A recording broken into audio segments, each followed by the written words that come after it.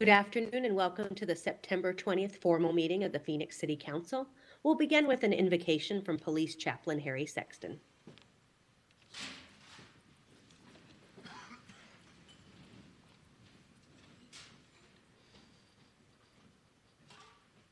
Madam Mayor, honorable council members, ladies and gentlemen, my prayer today is based on James chapter 1, verse 5, which says, "But if any of you lack wisdom, let him ask of God, who gives to all generously and without reproach, and it will be given to him." Let us pray. O Father God, we, your servants, have humbly come before you today to ask for wisdom. We hold to your promise to give to all generously and without reproach. Father, the task before this council is vast, and we thank you for the wisdom that will come from you as they seek to manage your gifts for your people. And with that wisdom, we also ask that you grant your servants here knowledge, the correct application of that wisdom to the various decisions and issues that lay before them. Let the work of our hands and the words from our mouths be a sweet-smelling aroma before you as we fulfill the duties and tasks that you have sovereignly placed before us. May you receive all of the honor and glory. Amen.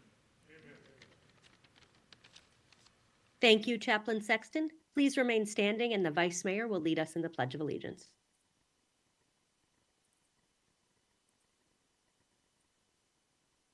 Republic for which it stands, one nation, under God, indivisible, with liberty and justice for all.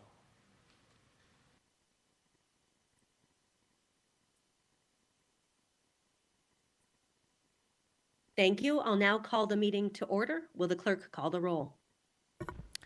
Councilwoman Guardado. Here. Councilwoman Hodge Washington.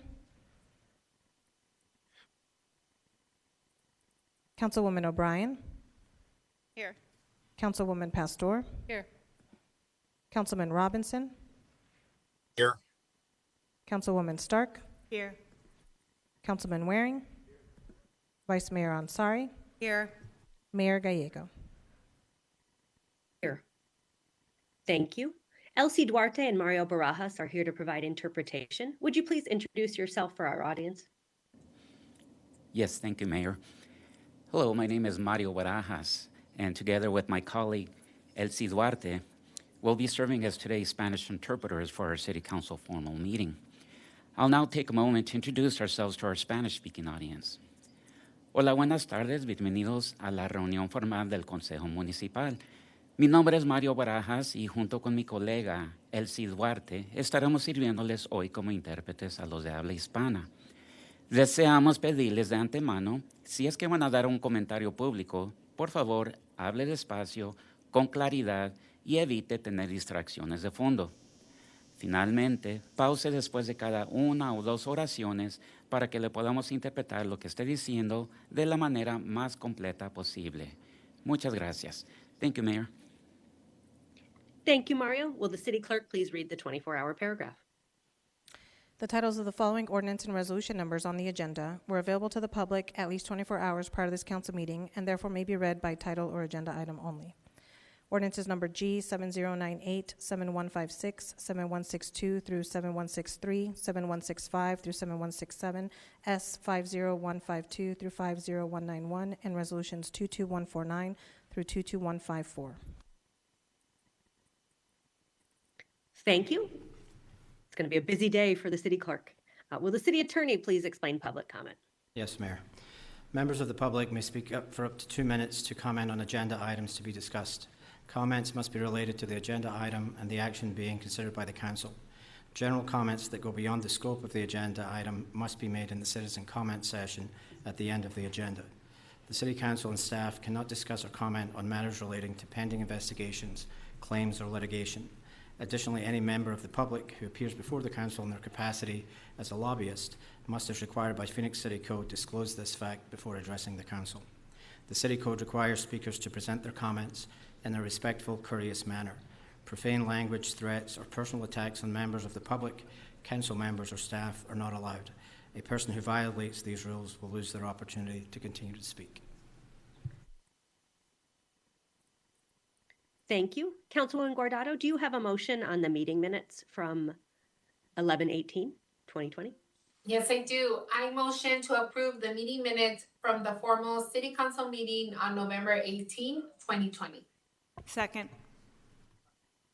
We have a motion and a second. Any comments? All those in favor say aye. Aye. Aye. Opposed, nay. Minutes pass. We next move to boards and commissions. Vice Mayor, do you have a motion? Motion to approve mayor and city council boards and commissions nominations as revised. Second. We have a motion and a second. Any comments? All those in favor say aye. Aye. Aye. Any opposed, nay. The Vice Mayor will now conduct the swearing in.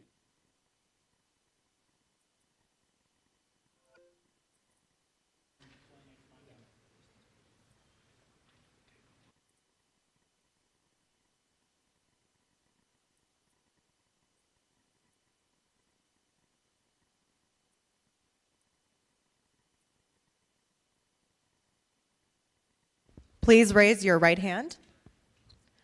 I state your name. Do solemnly swear that I will support the Constitution of the United States and the Constitution and laws of the state of Arizona, that I will bear true faith and allegiance to the same and defend them against all enemies, foreign and domestic, and that I will faithfully and impartially discharge the duties of the office of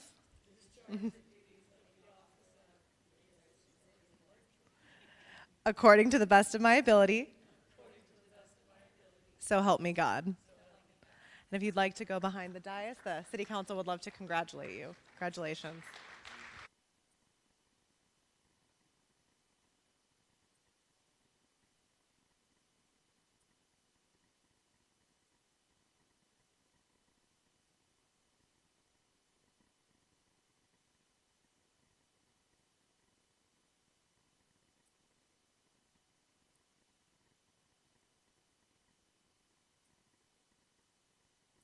Congratulations to our new commissioners.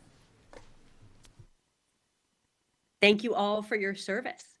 The City Council provides an advisory role to the state of Arizona on liquor license. We turn to that portion of our agenda today. Vice Mayor, do you have a motion? Motion to approve items 3 through 16. Second. We have a motion and a second. Any comments? All those in favor, please say yay. Aye. Aye. Aye. Any opposed, nay. Passes unanimously. City Clerk, are we ready for ordinances, resolutions, new business planning and zoning? Yes, Mayor. Motion to approve items 17 through 80, except the following. Items 20, 35, 39, 42, 74, 76, and 77, noting that items 42, 76, and 77 are as revised. Item 75 is being continued to October 4th, 2023. Items 78, 79, and 80 are add-on items and excluding these items for virtual public comment. And can the clerk confirm if there are any other items that should be excluded for in-person public comment? Yes, Mayor, Vice Mayor, members of the public, also excluding item 50. That's item 5050.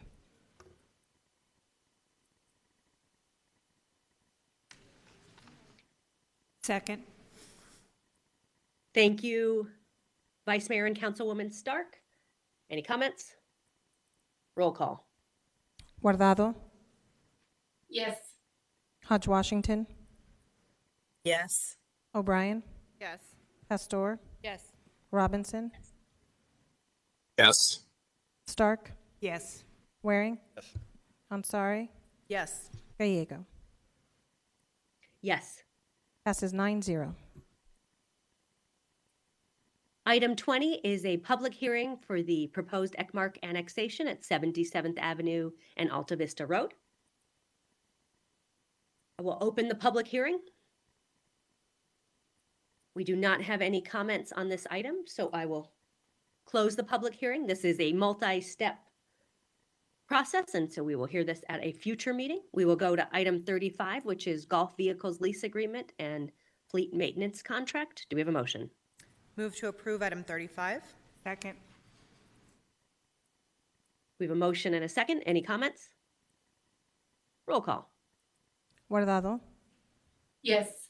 Hodge Washington, Yes. O'Brien, Yes. Pastor, Yes. Robinson, Yes. Stark, Yes. Waring, Ansari, Yes. Gallego. Passes 8-1. Item 39 is amending the Phoenix City Code. I will ask the city clerk to please read the title. Item 39 is for ordinance G7166, an ordinance amending Chapter 3 of the Phoenix City Code relating to temporary signage for city major events. Do we have a motion? Move to approve item 39. Second. We have a motion and a second. This item, coupled with item 36, which is our host committee sponsorship, makes this an exciting exciting meeting for major events. This motion is related to events that have more than $30 million in economic impact and have national importance. It allows us to establish temporary signage rights and comply with legal guidance. The previous major event item helped us move forward with support for the Final Four. The great job we do on all of these has earned us the nickname Championship Valley, and I look forward to showcasing our city to sports fans, from America's Best Pizza to a ride in an autonomous vehicle. Comments on item 39? Roll call. Guardado, Yes. Hodge Washington, Yes. O'Brien, Point of information or clarification, are we voting on item 39? yes. Yes. Pastor, Yes. Robinson, Yes. Stark, Yes. Waring, No. Ansari, Yes. Gallego. Yes. Passes 8-1. Item 42 is an authorization to execute agreements with DPI and GCU for the Community Assistance Program. Do we have a motion? Move to approve item 42. Second. We have a motion and a second. Vice Mayor Ansari. Thank you, Mayor. I'm very supportive of this agreement, but I just have a few questions for staff that I wanted to ask.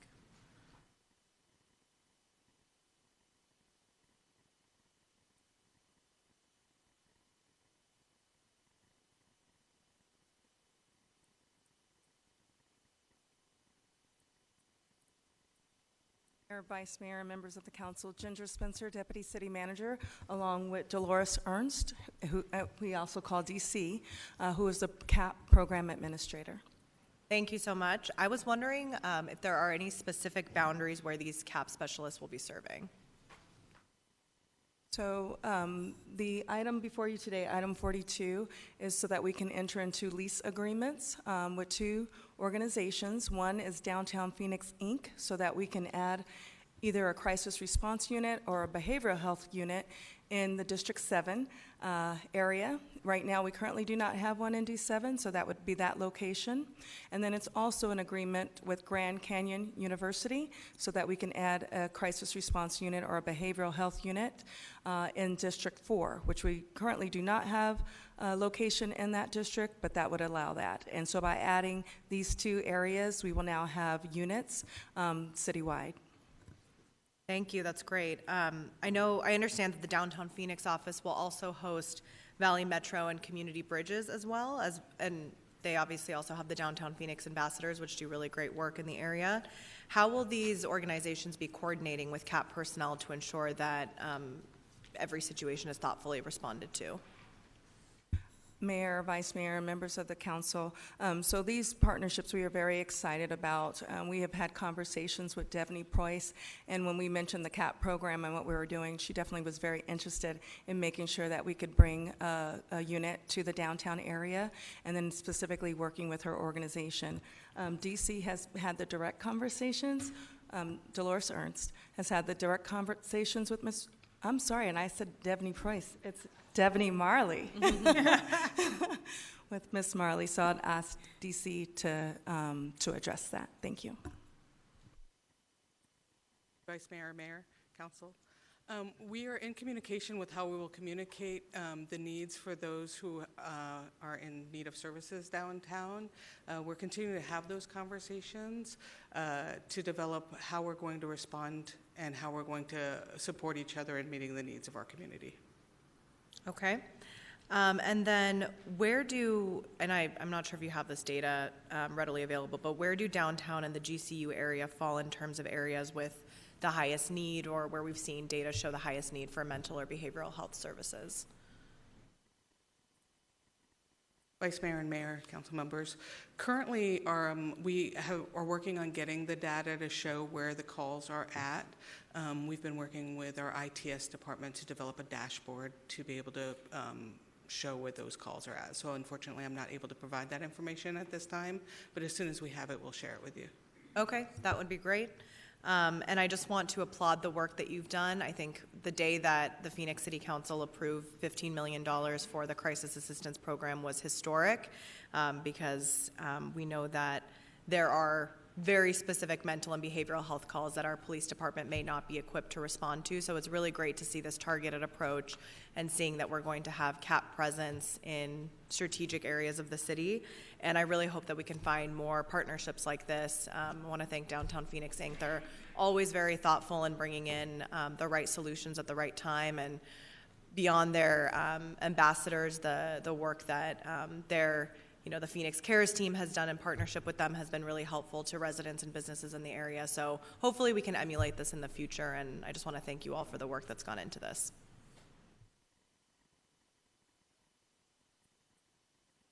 Thank you, Vice Mayor. Thank you. Any additional comments? We do have Diane Barker to provide testimony to the Phoenix City Council.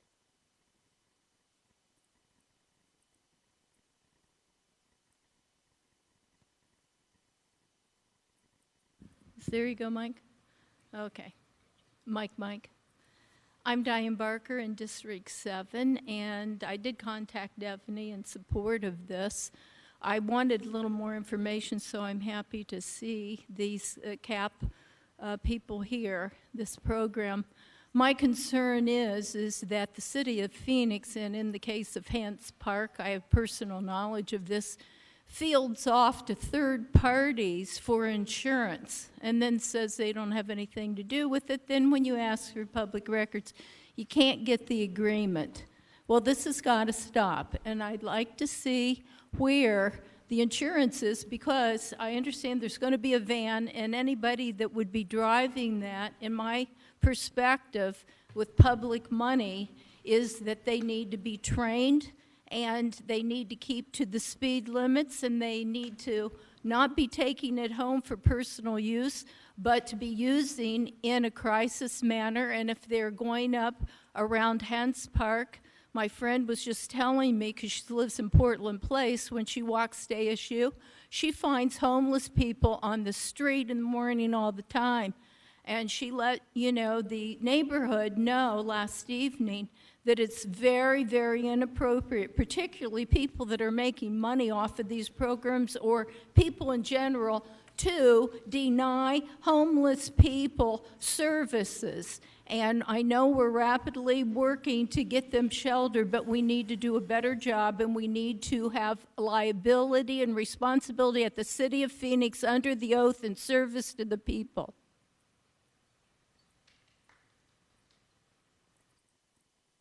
Thank you, Diane, for that testimony.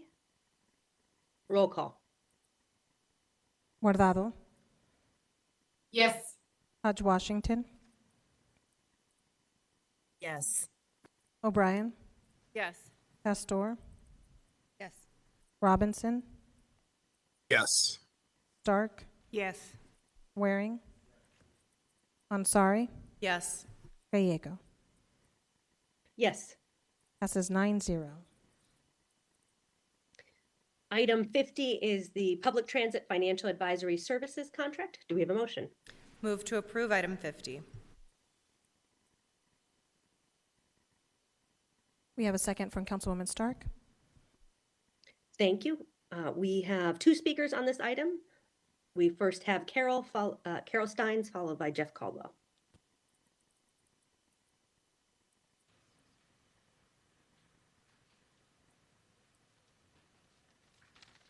Mayor, Vice Mayor, and council members. Regarding spending money on advisory services for transit, we've seen the City of Phoenix wants to push public transit. I'm wondering who would be on this advisory committee that you want to spend our money on. I'm certain it would be packed with those who support increasing public transit. The council members forget they were elected to represent the citizens and not to go along with a failed agenda, one that doesn't reduce emissions. The people you represent want the autonomy, privacy, and freedom of cars. Automobiles have been a net positive for human well-being. Citizens don't want us to keep wasting money on a plan that doesn't work and is not needed. Car companies have made changes in gas-fueled cars that have had an impact on our air quality. We can keep doing that. Most of the ozone in our city and county is the result of naturally occurring events or from emissions outside of the country. MAG has already admitted that removal of all 4 million internal combustion engines in the metropolitan Phoenix area would not bring the county into compliance with ozone standards. Stop wasting money. Instead of spending money on advisory services for the transit public services department, spend money on advisory services for road expansions, repairs, and that type of thing.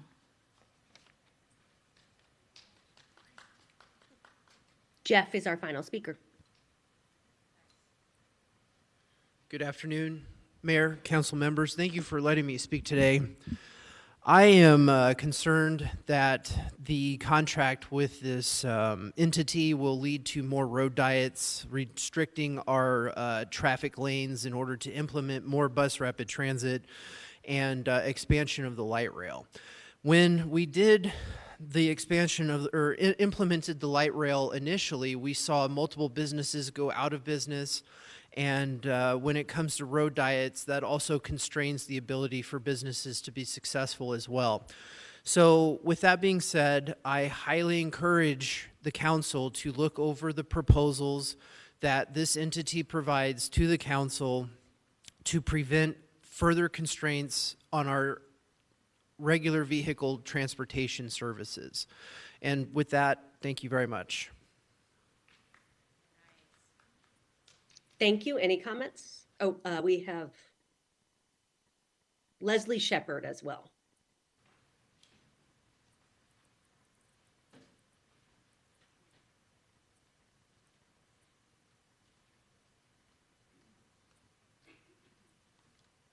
Hello. I'm sorry I was able to just get here. Is there a reason why the mayor's not here? Is there a reason why we have vacant seats sitting up here right now? This is the city council meeting, and this is the only time that we, the people, have the right to come and spend 120 seconds to share with you concerns that we have. When I hear people up here, came up here and were reading, I saw you guys doing all different stuff. I understand, I know how to multitask, so I'm not disrespecting that. But I think what's happening is there's a lot of hidden agendas underneath what's coming forward. This thing that Mayor that we brought up last time we were here, saying that she's the only American, and that's important for everyone in this audience to recognize. She is the only American pushing these issues. The World Economic Forum, if you're not familiar with it, I encourage you to check it out. These are the people who are deciding our future. And if anyone's sitting here nodding their head saying, no, that's not true, either you're a liar or you're deceived. That's the only two choices. This World Economic Forum is moving in on our territory. They're using some of you are in their pockets. I don't think all of you are. I think the mayor absolutely is. And why is that? Even when you make a little commercial after the last one we have, when somebody made a comment about pouring some cereal into a bowl and bugs being in it, she goes and makes a little cap shot saying, you know, a little bowl. It's got milk in it and an empty box. And it's, you know, we are used to propaganda and we're tired of it. When you try to protect yourself with some little forefront picture, or you got your little built-in people who call in and say what can and can't happen, you just have to understand you make yourself an enemy of the people. I don't know if you guys are aware of the fact, but there is a court filing that's happened back on August 18th. And that court is in common law court. It's not going to be in the administrative court. You know what that means? It empowers we the people, our voice, to have an actual voice when it comes to court. Administrative courts are built against us. Constitutional courts are built to empower us.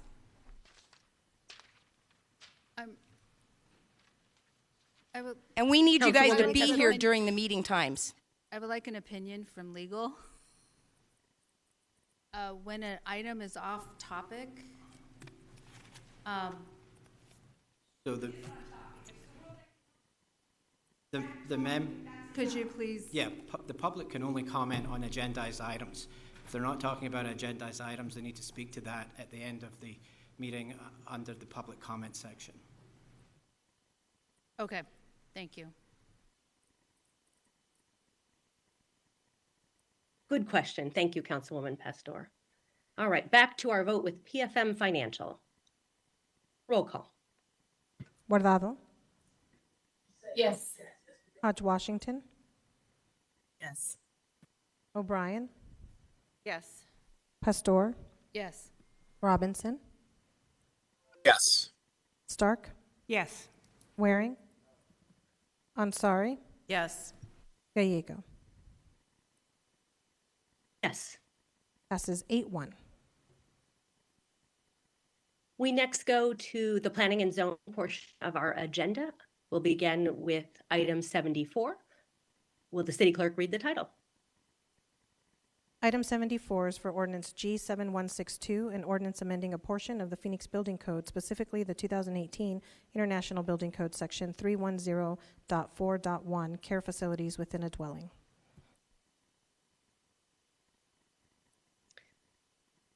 Do we have a motion? So move. Second. We have a motion and a second. Any comments? Roll call. Guardado, Yes. Hodge Washington, Yes. O'Brien, Yes. Pastor, Yes. Robinson, Yes. Stark, Yes. Waring, Ansari, Yes. Gallego. Yes. Passes 9-0. Next, we go to item 76, which is related to the southwest corner of 15th Avenue and Jackson Street. We'll begin with the staff report. Thank you, Mayor.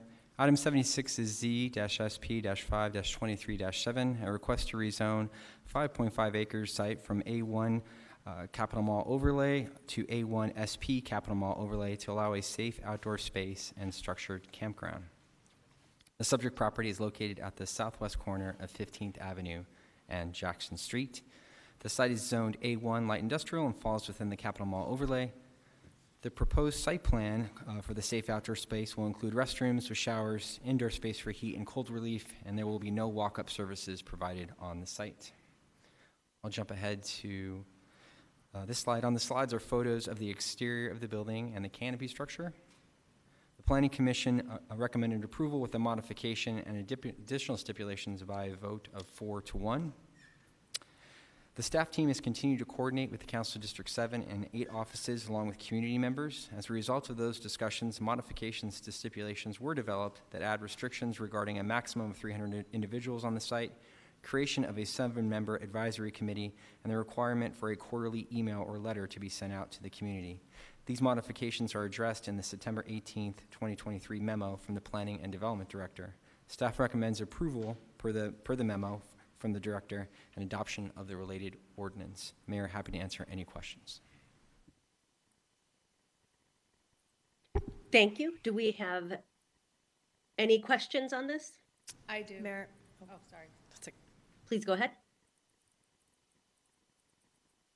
Mayor, I wanted to ask staff regarding, Bill Moreland sent an email, and he is asking the council to do one of two things.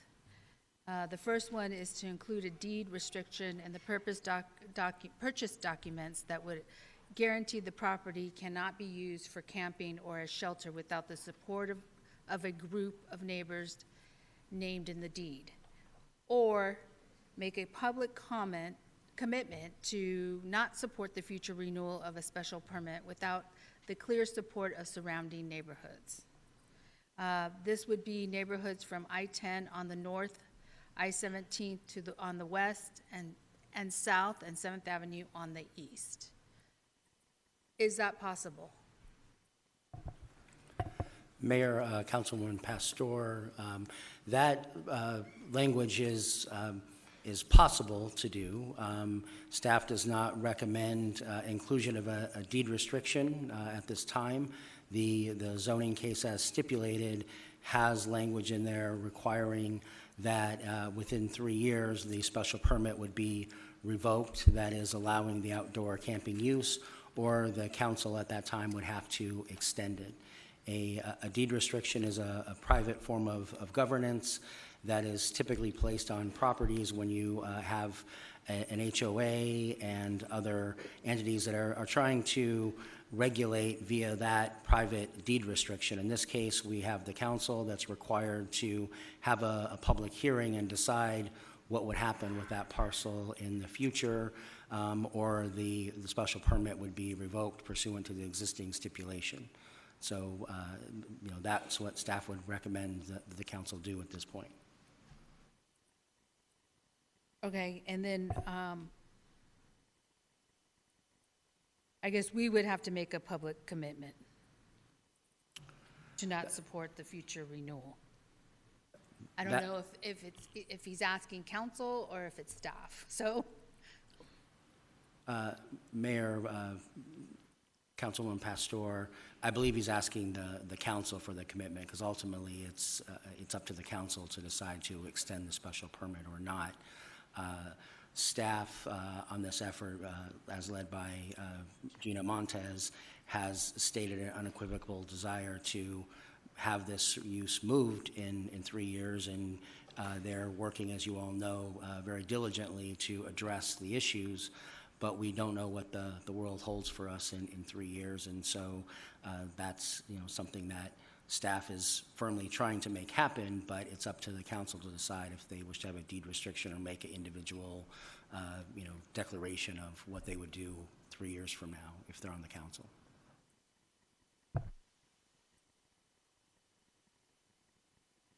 And maybe we should turn to the vice mayor in whose district this is located, who's been putting a lot of time into this.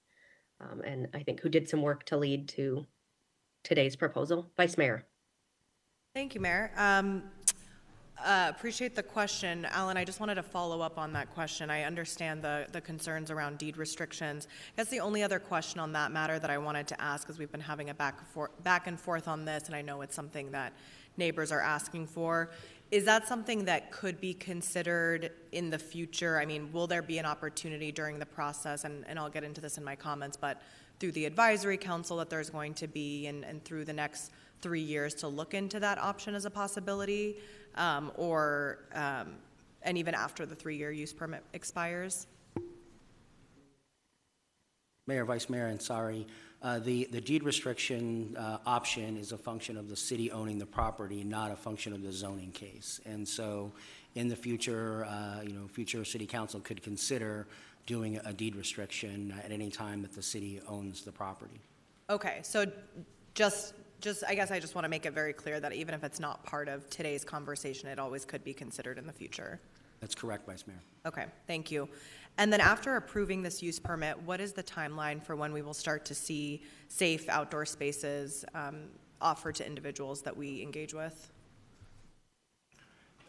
Mayor and Vice Mayor Ansari, I'm going to ask Ms. Gina Montez and her staff to come up and answer that question. I know they're working diligently on that, but I'm going to get the latest and best information from them. Thank you. Thank you, Mayor, Vice Mayor, members of the council. We are working to get the safe outdoor space open as soon as possible. There are some improvements that we need to make sure that it's that we have all the amenities and everything in place. So, our desire is for it to be early fall. We'll acquire the property in October, and then we'll move as quickly as possible to get it open. Thank you. And then I just have a couple of comments. I just wanted to really start off by saying that this was not our first choice in how we choose to respond to the homelessness crisis. Our city has prioritized indoor shelter, and I want to thank Gina, you and Rachel and your team in really working so diligently. You know, the fact that we brought 600 beds online last year and we have 800 more in the pipeline this year, I think is commendable. But with competing lawsuits on the table and the fact that we really do absolutely need to show consistent improvement in the situation around the zone, I think I am looking forward to moving forward with making this safe outdoor space as humane and as successful as possible. Many large cities have tried this as well, so I hope that we are looking at what's worked and what hasn't worked in other municipalities. We do need to get our unsheltered neighbors off of public right-of-ways where they are often preyed on and into more secure shelter. And this safe outdoor space, one of the things that I think will be, hopefully we'll be very successful with this, is that we will be providing wraparound services on the site, and it will be, we will have bathrooms and water access and shade and access to air conditioning, which I think is critical, especially during our extreme heat months. I do want to, again, put on the record that I do not agree with the location of where this is going to be. I do think that downtown and the surrounding neighborhoods have taken on the brunt of the responsibility for addressing the homelessness crisis. The Human Services Campus houses over 1,000 individuals, and I hope, and I really do ask you that, knowing that we have 3 years on this site, I do want to make sure that you all are starting early and looking at all possible options across the city of Phoenix, knowing that we may need a safe outdoor space in the future. So I want to just take this opportunity to please ask that we start working on that immediately, because I really do think it's time for other districts and other areas of our city to step up when it comes to solutions. With that, I did want to highlight a few stipulation changes that my office worked to add to this item alongside neighbors who we worked hand in hand with to ensure transparency and accountability over the next 3 years. Thanks, Josh mentioned these, but I just want to highlight them again. We will be limiting the space to hold no more than 300 individuals and a total of 200 safe outdoor spaces. We will also be creating a seven-member advisory board that will report back on solutions to staff and recommend operation changes if necessary, and quarterly to the public. We also made sure that a phase-out plan is clearly named and worked on while this space is being operated and reaching its last year of permitted use. And I think that is probably one of the most important parts of this plan, that we really do not go into it with the intention of making this something that's long-term. It really does need to be temporary. Our Office of Homeless Solution has made sure that every safe outdoor space will be shaded, which is great, that we have 24-hour security on site, open lines of communications with neighbors, and so much more. And for those who may remember lots by the zone during COVID, they were managed by the county and they had their challenges, but I feel very confident that we've created a plan for the safe outdoor space that will offer clients safety, which I think above all is important, comfort, and will exceed everyone's expectations. And I'm really looking forward to continuing to work with you all on the enhanced engagements. And again, that 80% acceptance rate that we are seeing among our unsheltered residents in the zone is very, very impressive. I think we need to continue to talk about the fact that 80% of the individuals who our teams go out and talk to say, yes, we would like to take indoor shelter, and they go and they get the services they need. This safe outdoor space is for that 20% who may not be ready yet, and will continue to engage with residents there. And for the future of this lot, I do think that it would potentially be a great site for a cooling center or safe storage facility, and I'm hoping that with collaboration with the state and our other partners, which we are acquiring it from, we can propose a good long-term vision for it as well. So I thank you for working with us on it, and I really hope that we can make sure to deliver something that is going to be that we go above and beyond to make sure that the neighbors in the area do not get further impacted. Thank you. Thank you for your important work and continued work on this one. Do we have any additional council member comments before we go to public? Councilwoman Hodge Washington. Thank you, Mayor. I just wanted to piggyback off of what Vice Mayor Ansari had to say about this. I too believe that the safe outdoor space is a necessary part of our solution in addressing on our sheltered population, just an option.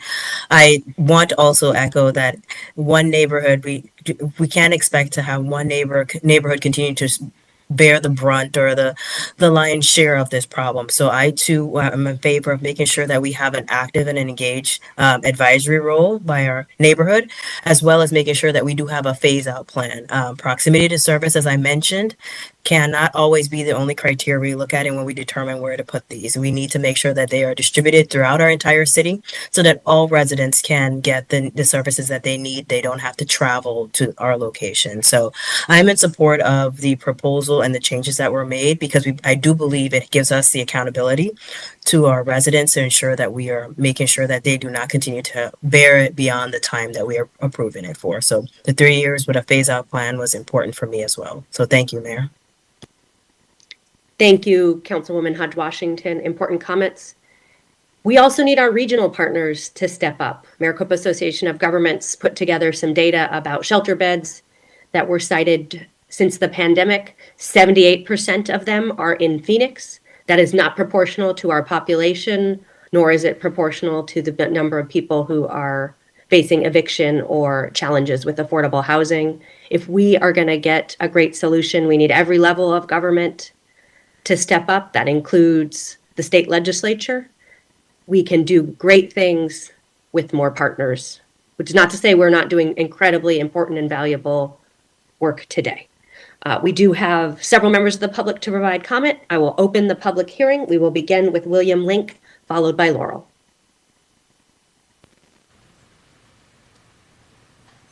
Good afternoon, Council. My name is William. I'm within crawling distance of the zone. And I prepared a statement because I can't do it in 2 minutes or less, so I'll try to read this. No good deed goes unpunished, but it's the area residents that peaceful enjoyment is at stake, 24/7, 365, suffering the associated trespass, begging, opportunistic thefts, blatant thefts, drug activity, violence, vandalism, defecation, litter, trash, shopping carts, hoarding, to highlight a few.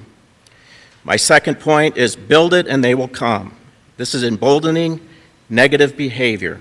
Free amenities, water, bathing, food, travel, address, phone, utilities, heat, air conditioning, healthcare, clothing, shoes, personal storage. Please remind me where the incentive is to get a JOB. Past performance is best indicator of future performance. All the promises and flowery illusions lobbed at the municipality, by the municipality, are all promises we've heard for decades.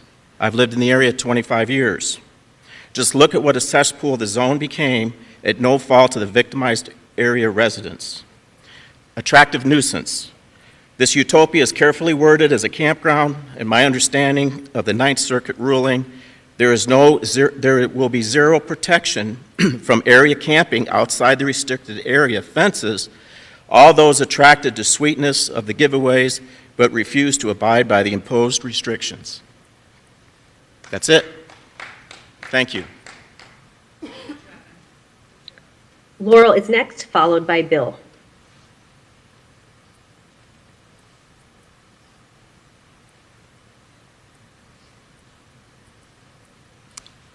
Thank you. My name is Laurel Langmaid, and I appreciate the time. I'm glad that this meeting, the theme is wisdom, is that when they did the capital overlay, limiting the number of beds, there was wisdom because it said 400. When City Council had the solution for homeless of not having one neighborhood bear the brunt of the homeless situation, that was wisdom. There was also wisdom when we did the ordinance to increase the beds from 400 to 900. There was wisdom in doing the stipulations for ordinance G6799, and one of those stipulations states that for separation purposes by operating under the special permit, Area A agrees to not own, operate, or participate in the operation of a shelter within 1.5 miles of the subject's site. If the stipulations were not being met, you were to be able to pull the permit that allowed the beds to go from 400 to 900. There's a lot of other stipulations that haven't been met in this, so you know what? They don't mean the paper they're written on. Too many times have we been told untruths in regards to cleanups, reduction of crime, community outreach, et cetera, and it's all been pushed by the wayside. We had an administrative hearing in June where a decision was to come in a few months. Well, he got it XXX. There was no decision because it was took under advisement not to provide a decision, I suppose. The stipulations, Vice Mayor Ansari, you said that there was 80% that said they took services. You have to see what the definition of services are. Services are not to get a shelter. Some of the services could be taking a post office box. You need to get definition from what these individuals are saying. It's not always true. They told us that there would be a closed campus, but it's not to be a closed campus. From the thoughts and hearings and the comments that you've made, you've already made the decision. We're doomed in the zone. Thank you. Thank you. Bill is next, and then Diane Barker is registered to speak if necessary.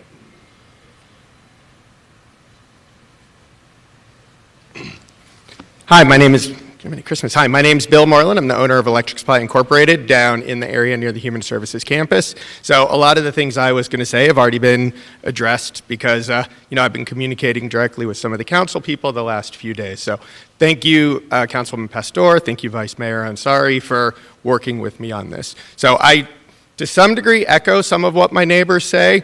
This is not the right place for this. I wish this wasn't going to be here. But for a number of years, I have been saying that the city needs a location like this. Unfortunately, at this point, I think this is the only place it's going to happen. So I am asking the council, the reason I asked for the deed restriction was because I know the city wants this to be a short-term thing, but the city wants a lot of things to happen. Stipulations can change. Different council people come in, staff changes, and there is no real way to ensure that a 3-year time limit will really happen.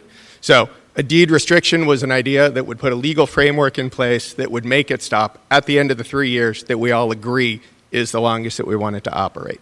So, barring that, a commitment from each one of the council people that when this thing comes back up again for renewal in 3 years, if it does, that you will not support it because we are all agreeing, including the city staff, that 3 years should be long enough. We should be planning for how we're going to shut this down almost immediately as soon as we open it. So we want this to be as positive, as beneficial as we can for everyone who stays there, for the neighborhood that surrounds it. But we need to make sure that we have some guardrails and enforcements in place to make sure that happens. So, so I also want to make sure that because this issue does affect a lot of neighborhoods, not just the one directly around the campus, that the advisory council does open up the opportunity for involvement from people from surrounding neighborhoods, from as far as Story, Woodland, down to 17 on the south, so we can get Central City South involved in there. So I do think this has to happen. I wish it didn't have to happen in my neighborhood. I think we've done enough in District 7 already, but I just hope that you guys will do everything possible in order to make it as good as it can be. Thanks. Thank you, and then we have Diane Barker to speak if necessary. Mayor, Diane is no longer here. Wonderful. I think she did touch on related points in her earlier comments. I'll go to Councilwoman, I will close the public hearing and go to Councilwoman Pastor. Yes, I just heard 2 testimonies, so I'm asking staff. There were stipulations done in the past or in current, and how do you answer to those stipulations that were placed? Mayor, Councilwoman Pastor, I think what the speakers were referencing were the stipulations placed on the Human Services campus when the last case came before to increase the number of beds. And I can only speak to what our commitment is as the future operators of the safe outdoor space, and our intention to comply with every single stipulation. The stipulations that are proposed and hopefully will be in place, we have no hesitation or concern that we will not be able to comply with every single one of those. So our desire is to do, is the same as the neighborhood's desire. We want it to be operated well. We want to help people and their homelessness, and we want to make sure that there is no negative impact to the community. And I do believe that on balance it will be a positive impact on the community, because this is our tool to help us complete the process that we're in right now to get people off of the street, out of the right-of-way, and in a safer place. Mayor, Councilwoman Pastor, if I could add to that, as it relates to the zoning case around the Human Services Campus, which is Special Permit 2-19-7, that zoning case had a number of stipulations associated with it, and is the one that is currently under review by the hearing officer that was referenced by one of the speakers, and that's because one of the stipulations required a 2-year review of the operations of that special permit. And so that was held. In terms of all the other stipulations, we believe that those are substantially met. There is one that the Human Services Campus had proposed to have an outreach team that would go do cleanups that were further away from the campus. And so that was something that HSC had proposed, and we don't believe that one is up and operating, but we do have the cleanups that HSC is involved in, along with the city in the immediate area all around the campus. But otherwise, they're in compliance with their stipulations. Okay. My second question is the Neighborhood Advisory Board. I do think you need to expand. So I would like to see an expansion of that. And I don't know who makes that decision. Councilwoman Pastor, are you referring to increasing the number of people on the board, or the geographic area? Geographic area. I'm asking for the geographic area be further than, I believe it's a half a mile or a mile. So I would like to expand it out. And we as staff were going with the general distance in planning and zoning cases, and I believe, is that a mile? Right now it's at a mile, and that would take us to all the way to I-17 on the west, to Central Avenue on the east, and down to I-17 on the south as well, and almost up to I-10. If you would like to extend it beyond that, we don't have any objection to that. We were complying with, or kind of going by what generally is accepted in terms, what's required in terms of zoning. So if the geographic area, I might propose a mile and a half. Beyond that, as opposed to a mile, that would then take you further south of I-10 on the south, and all the way out to 27th Avenue on the west, up to McDowell on the north, and almost to 7th Street on the east. So that would be, if the council would like to do that, I'd propose going to a mile and a half as opposed to a mile. I think that captures more neighborhoods. I think it would capture more neighborhoods, but I also think it says half a mile for property owner. So other property owners within that area, not directly across, but within that area are affected by it. I think of Van Buren and 15th Avenue and all the way down to 19th that I've traveled a lot, and to the east. So I would like to expand that.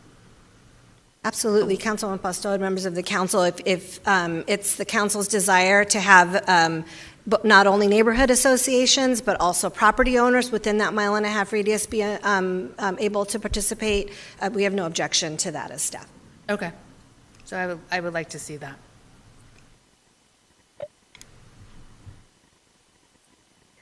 Vice Mayor, comments and a motion.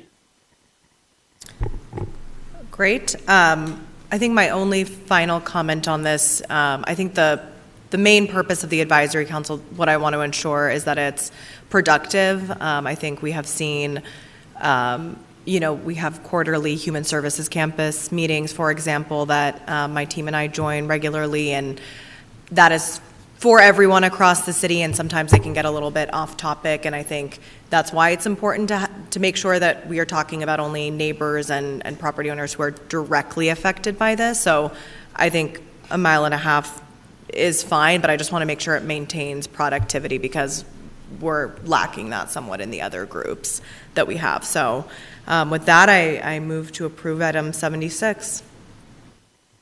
Second. Perfect. And do we need to do it per the memo from September 20th? Oh, I apologize. Yes, and adopt the related ordinance. I would just note for the record that we are changing stipulation 14 under E, where it talks about the notice to sent with all property owners and registered neighborhood associations within 1.5 miles of the site. Great. Correct. Motion to approve per the September 18th, 2023 memo from the Planning and Development Director and adopt the related ordinance. Second.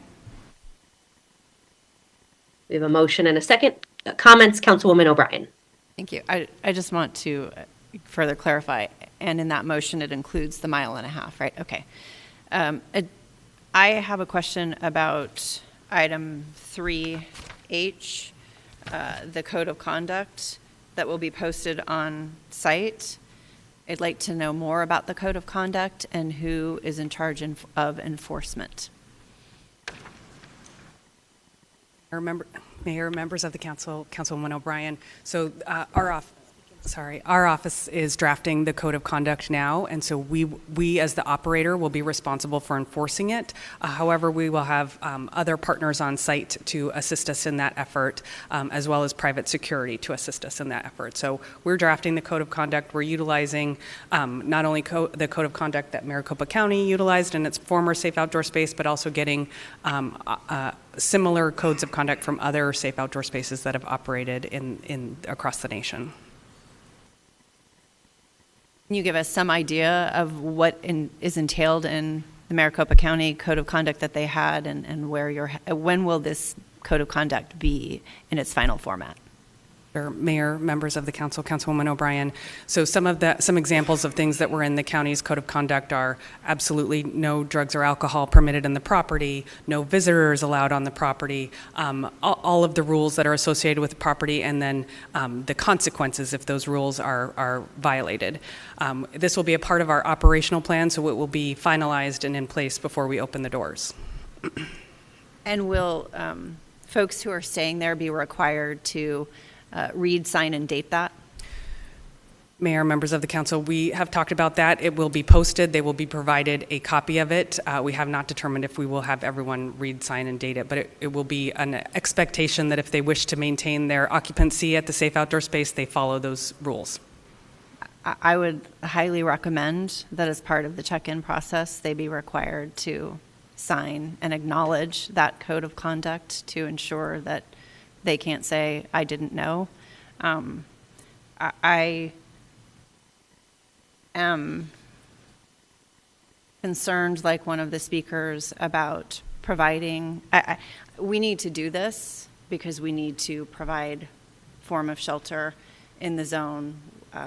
However, I am concerned about providing a place where the rules, I feel like, will be somewhat limited based on some discussions we've had. We need to, while they can't do alcohol and drugs there, my understanding is they could leave the facility and partake and come back. And without expectations and rules related to that kind of stuff, I have concerns about how successful we will be and what the definition of success and accepting services. So I hope that advisory team will take a hard look at the definition of what accepting services is. In my mind, that would be getting into some help and then us tracking, how often folks are back in there potentially, what the recidivism rate is. So, and I'd like us, council, to be briefed on what the final code of conduct ends up looking like.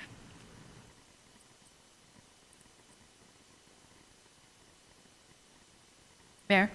Councilwoman Pastor. I'm sorry, is staff responding or do we go to Councilwoman Pastor? I'm sorry, Mayor, I couldn't hear what you said. Did you want us to? Oh, sure. No, Councilwoman Pastor, go ahead. Yes, I'm going to follow up on that. Is this considered a low barrier site? Mayor, Councilwoman Pastor, members of the council, this is considered a low barrier site. It is not considered a low barrier shelter, as it isn't shelter. However, there will be expectations of clients that wish to stay there, not only following the code of conduct, but participating in services that are offered at the site. Okay. And if they choose not to participate, or if they choose not to follow the code of conduct, who's the enforcement in this space? Mayor, members of the council, Councilwoman Pastor, so ultimately the City of Phoenix is responsible for enforcing the code of conduct together with our partners. We might delegate that down to our partners if we aren't there 24/7, but it is the city's responsibility to enforce that code of conduct and make sure people know the progressive discipline associated with each one of the violations of that code of conduct. Guess I'm going to drill down even further. I am going to be very specific. I'm glad to know it's great that the City of Phoenix. I'm asking what department is going to do the enforcement, and the reason why I'm going there is because I sit on Valley Metro, and we have on Valley Metro security, but they can only enforce so far, and we then need police to enforce. So I would like to know what the steps are in enforcement. I'd like Rachel to address that, but before I turn it over to her, Councilwoman Pastor, I hear what you're saying. I think the Office of Homeless Solutions is responsible with, however, we'll have security and PD available as needed. And so, we do have experience in working with, similar situations, not outdoors, but indoors. And so this is something that we, in addition to the providers, have experience in addressing. So I understand what you're saying. We will not hesitate to use security, and if we need to have PD involved, we have an excellent partnership with them. And I'll have Rachel add some more specifics to that. Mayor, members of the council, Councilwoman Pastor, specifically, the responsibility falls under the Office of Homeless Solutions, and directly under myself and Scott Hall will be responsible for drafting and posting that code of conduct and ensuring that our partners are following, if they're assisting and been delegated down that responsibility, that they're following it. And as Deputy City Manager Montez mentioned, security will be on site, but definitely the Phoenix Police Department is our partner in any criminal activity which will not be tolerated at the site. Okay, because I don't want what's happening right now on Valley Metro and with the City of Phoenix of pointing the finger to each other and there's no clarity. And then to find out where there is a space that there is criminal activity and we don't have what we need or what is needed in order to remove and enforce. So I want to be very clear on that. Thank you.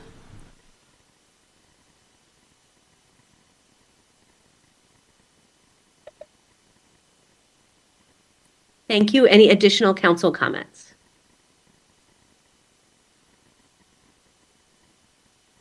I had the chance to visit Safe Outdoor Space in another community and see some of the investments that they made to make it work. I think there's a lot of progress in designing spaces that work for communities and neighbors and that help people navigate out of homelessness. I think this will be very different from some of the spaces that were operated in Maricopa County in the past. With that, we are ready for roll call. Guardado. Yes. Hodge Washington. O'Brien. I'd like to explain my vote. Please do. Thank you, Mayor. I will support this item because we are under a court mandate to bring people in off the streets of the zone and provide them some form of shelter.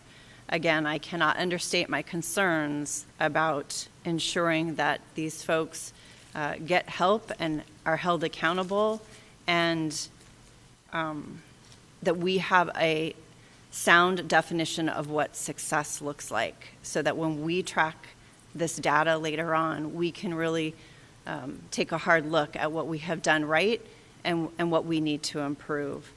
And I am concerned about lax rules, that we don't fall into that trap, because when you look at the research in other places, that is their downfall.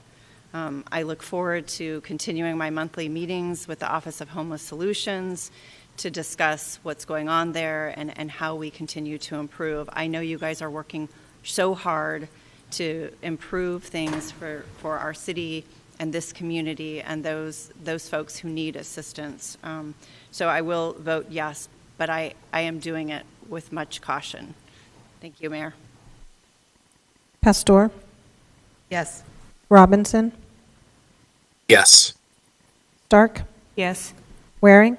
Mayor, I'd like to briefly explain my vote. I'm going Please to do. vote for this because thank you, Mayor, because there isn't really much of an alternative that I see, but I will say 2 points to support what the neighbors are saying, because I definitely understand what they're saying on a firsthand basis.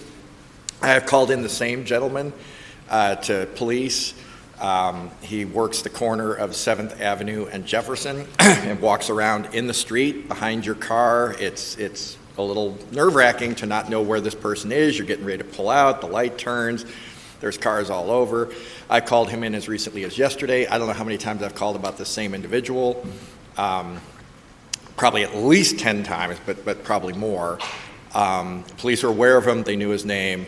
The thing about this is we have not been able to move him off his corner, and you can see that corner from police headquarters. If you look out the windows of police headquarters, that corner's got to be right there. So I can understand why the neighbors would be skeptical that we're going to be able to police this. The second thing is I called in to one of the residents' points about what does accepting services means. I question that as well.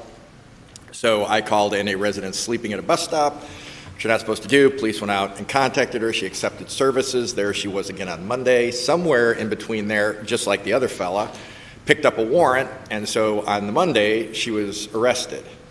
But I thought she took services on Friday, and this was the Monday after. So at some point, I don't know what taking services means either, but I see the same people on the same corners. I try to call them in, but I just don't know that we have the person power to police this adequately, and I don't know that that's going to change. So to the neighbors, we have failed you over decades. I understand that. I don't know what else to do but to vote for this, because at least it's better than the alternative where predators prey on each other down there and make life unlivable. Hopefully this will help the people who are actually trying to get help. So I vote yes, but I don't know what the future holds for this. I really don't. Thank you, Mayor, for indulging me. Ansari? Mayor, if I could explain my vote as well. Please do.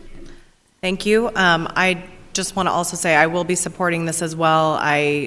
When we originally voted for this item, I was the lone no vote, purely not because I don't think we need a safe outdoor space, but because I do believe that District 7 has taken on far more responsibility than it should, and I still feel strongly about that. I do want to specifically shout out Bill Moreland for working so closely with us over the last couple of months since that first vote, and with the Office of Homeless Solutions to really be productive, and for his service on the task force. I think these stipulations are incredibly important, and I definitely do not want to let down residents nearby who are rightfully very concerned that we have adjusted stipulations in the past. So, Gene, I do want to say thank you so much for putting yourself on the record and saying we do intend to stick by these stipulations, especially the 3-year time frame, and the phase-out plan will be incredibly important. So appreciate the neighbors, the residents, the business owners who have really, really stepped up to tackle homelessness in the city of Phoenix. You deserve a lot of praise for that, and I really do have faith that this will be a solution that benefits a lot of people and does ultimately, I think as Gina said, on balance, show more benefits to the area that outweigh the negatives that we've been seeing with the zone. So I look forward to continuing to work with you to make sure we have the best outcome possible. Yes. Gallego. Yes. Passes 9-0. We next go to item 77, which is related to short-term rentals. Will the city clerk read the title? Item 77 is for ordinance G7156, an ordinance amending Chapter 10, short-term vacation rental, Article 16 of the Phoenix City Code. Thank you. We'll have a brief staff report. I will turn to Councilwoman Stark for a motion, and then we will open the public hearing. We'll begin with the staff report.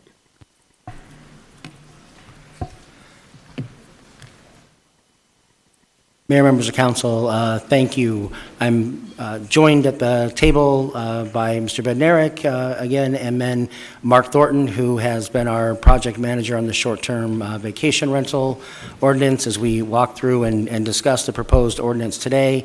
We also do have representatives from the police department, our neighborhood services department here as well to answer any questions as we get into this discussion. So why are we here this afternoon? We're here to discuss proposed city code change to allow for additional regulations via permit process for short-term rentals. And so this is something that the state permitted additional regulations and a limited permit process. It isn't a more traditional permit process where the city has much greater latitude to establish the parameters of that permit. In this case, it's very limited and things like requiring the permit to be approved within 7 days.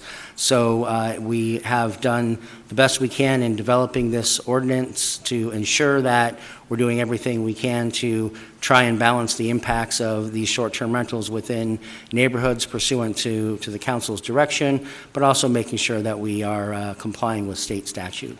With that, I'm going to turn it over to Mr. Thornton, who's going to walk us through our proposed ordinance and also compare a little bit with what the state allows so that we can highlight how much we're doing to comply with the state statute and making sure that we're doing everything we can under it. So, Mark. Thank you, Alan. Mayor, council members, the state legislature made updates to the short-term rental law last year that requires municipalities to move from a short-term rental registration to now a short-term rental permitting process. So as part of the new short-term rental permitting process, state law requires city to approve or deny an application within 7 business days. So as part of the short-term rental background, or excuse me, as part of the short-term rental application submittal process, the new state law allows us to charge a maximum of $250 per permit with an annual renewal requirement. Thanks, sir. As part of the application submittal requirements, a short-term rental operator must acquire a TPT license, register with the Maricopa County Assessor's Office, send notification to adjacent neighbors notifying them of their intent to operate a short-term rental, and attest that they are not a convicted felon or sex offender. The owner-operator will also be required to display the STR permit number on each advertisement and maintain a minimum $500,000 liability certificate of insurance. So the ordinance also requires background checks for short-term rental operators and or their designee. The owner must also have an emergency contact that can respond in person to calls for service within 30 minutes.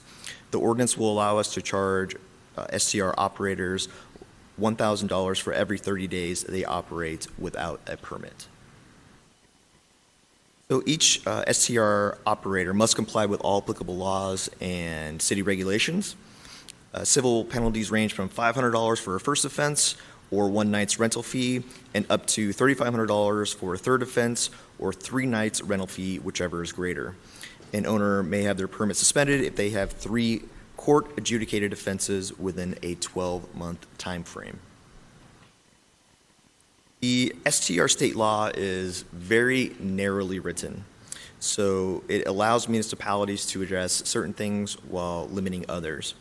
The STR state law prohibits municipalities from addressing items such as spacing requirements, restricting number of days a short-term rental may be in use, and we cannot limit corporate ownership of STR properties within the city of Phoenix. As outlined earlier, we can charge a short-term permit application of $250 for each one. And again, we can only suspend a permit if the property owner has 3 court-adjudicated offenses within a 12-month time frame, or a felony or serious crime occurs on site. So our interdepartmental team has been meeting to outline the administration of the short-term rental process and then enforcement also of STRs. Planning and development will continue to manage the submittals, approvals, denials, and the appeal process, and also the permit status. Neighborhood services will address permit enforcement in regards to investigating unlicensed properties and verifying violations. And PD will identify calls for service at short-term rentals and share that information with planning and development and neighborhood services as well. Per the memo you all received September 19th, we have asked for some clarifications and modifications to the verbiage. The Law Department Prosecutor's Office have identified some sections where they wish to clarify, strengthen, and modify language within the ordinance. The proposed modifications are in the memo in which I just outlined. So next steps, we're currently reaching out to the registrants that we have on file. It's about 3,900 that are registered with the city of Phoenix, and our Shape Phoenix portal will open October 26th for applications that are submitted. The ordinance effective date will take place November 6th, and enforcement will be of next year, January 15th. We can start doing that STR enforcement. So staff recommends a motion to approve item 77 for the September 19th memo from Planning and Development Director with the following modifications to sections as follows. Mayor and council members, we're happy to answer any questions. Thank you. Thank you, Mark. Oh, sorry, Mayor. Councilwoman Stark. I didn't mean to take over the meeting. I apologize. Thank you, Mayor. I will say, while the state has given us some additional authority, I would say a lot of my neighborhoods would say we still need more authority. But I'm grateful for what we have, and I thank the staff for all the hard work they did on this particular ordinance. My biggest concern is that we still need to work with the legislature and get some more teeth in our short-term rentals. We are faced with an affordable housing crisis, and when I look at cities like Sedona, they just don't have affordable housing because they have so many short-term rentals. There's got to be a balance, and I'm not opposed to short-term rentals. I've actually stayed in before, but I've stayed in places where they have more regulations. For example, when I was in Tennessee, in the city of Nashville, they can't have more than 3 bedrooms for a short-term rental. So they have a little bit more latitude. But I am very happy with this. I know you've worked very closely, especially with the Arizona Neighborhood Alliance. This group really oversees the issue for the entire state. They work with neighborhoods throughout the state of Arizona. Their co-founder, Kate Bauer, actually lives in the city of Phoenix. She lives in District 3, as a matter of fact. And she has worked I can't praise her enough. She has worked so much to really try to assure that we can coexist with short-term rentals. I know she's worked with Paradise Valley, and she's worked with Scottsdale. So I want to thank her personally for her help and her work on this important issue. So I would like to make a motion to approve item 77 per the September 19th, 2023 memo from the Planning and Development Department Director with the following modifications. I think you had them up on the screen, so I don't want to have to repeat those. Do I have to repeat them? No, Mayor, Councilwoman Stark. We'll put them back up just so everyone's aware of those. And those are just some technical cleanups to some language, nothing substantive there. But I would like to propose a couple additional provisions. First, an additional provision that will require all online short-term rental advertising platforms to verify that each STR listing located within the city of Phoenix has complied with the short-term rental ordinance requirement of obtaining a permit before advertising on their platforms. They actually are doing this in other states and other cities like Chicago, Boston, Denver, so I think it's nothing new to the platforms.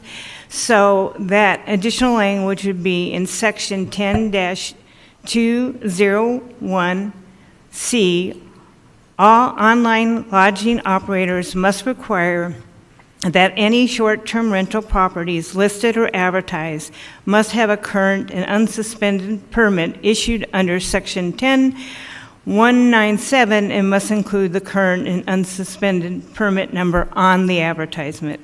For a violation under this subsection, the maximum fine each violation each day shall not exceed $2,500. And I would also like to add, and I'm not sure what section it would be in, that we notify HOAs. Obviously, a lot of homeowners associations have CC&Rs that might preclude short-term rentals, so I think it would be wise to at least have them a part of the notification system, and I don't think that would go against state law. We're just trying to help out. With that, that would be my motion.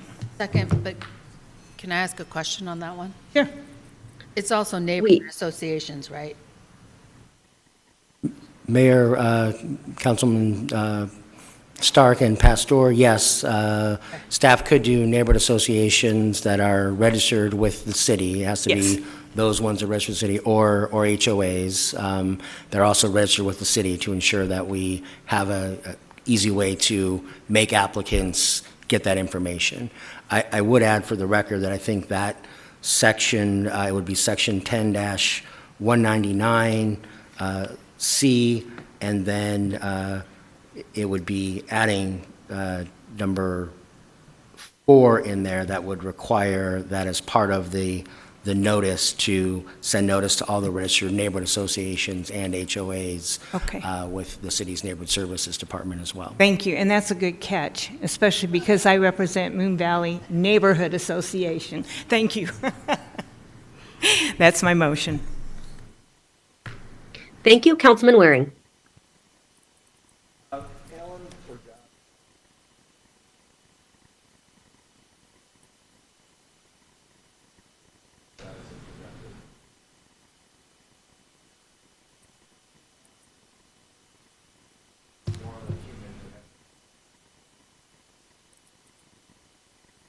Councilman Waring, would you? I am unable to hear Councilman. Would you mind turning your mic on? Same. I apologize. I'll start over. There was, all due respect, there was a lot of stuff there that I suspect normal humans who have not had the great honor of being planning directors of the city of Phoenix, like the three of you, Deb, Alan, and Josh have had, might not have totally processed. So I was hoping to ask just a couple basic questions that get kind of yes or no answers or short answers. The first is, obviously, we regulate lots of different businesses that are in neighborhoods. You can't just open a hair salon in a house next to other houses. So why can't we regulate this one, this particular business, the way we do other businesses?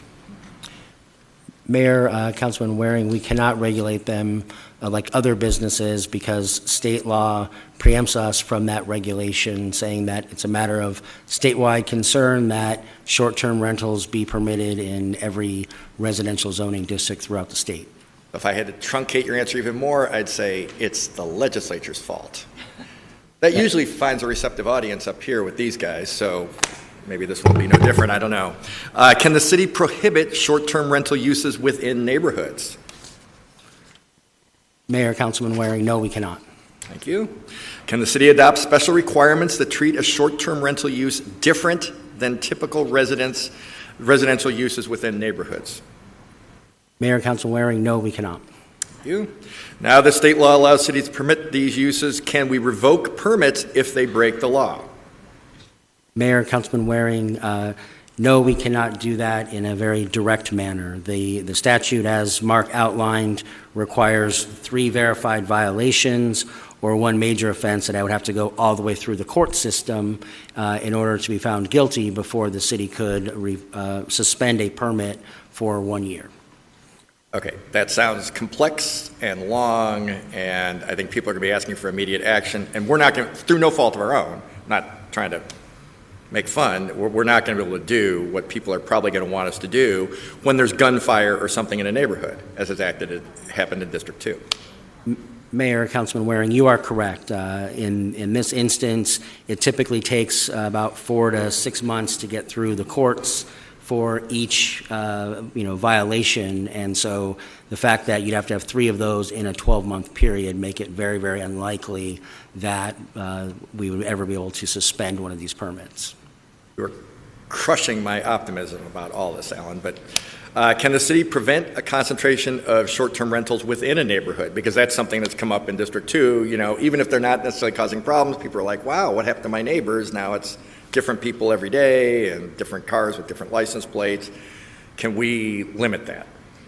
Mayor, Councilman Waring, no, we cannot. State law preempts us from that as well. Given our challenges with staffing and so forth, we don't have a army to go out and enforce these rules. Obviously, a lot of the problems that we encounter at 2 in the morning or something like that, obviously we don't have enough police officers to go around either. Would you say that this is going to solve the short-term rental problem such as it is in the city of Phoenix the way people might expect? Mayor, Councilman Waring, I would say no, that the constraints put on the permit process are not likely to result in a number of things that we have heard from residents about their complaints regarding short-term rentals.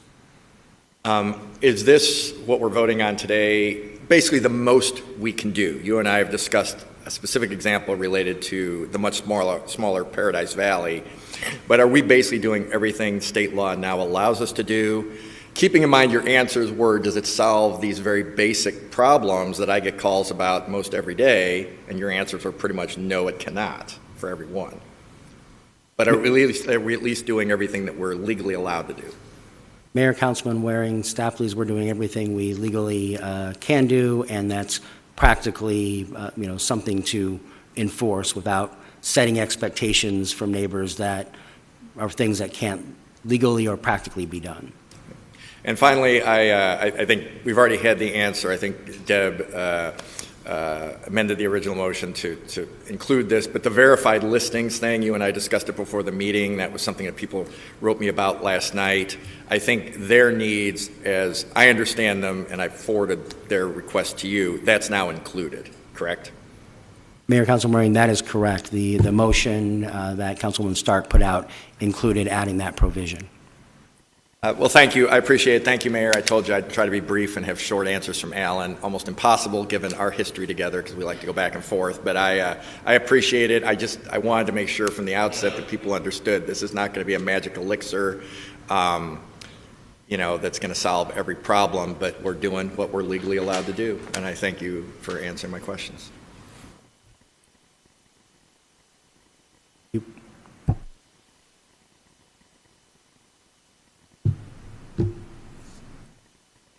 Thank you. Was that Councilwoman Pastor? Go ahead. It was Councilwoman O'Brien. Go ahead, Councilwoman O'Brien. Okay, thank you.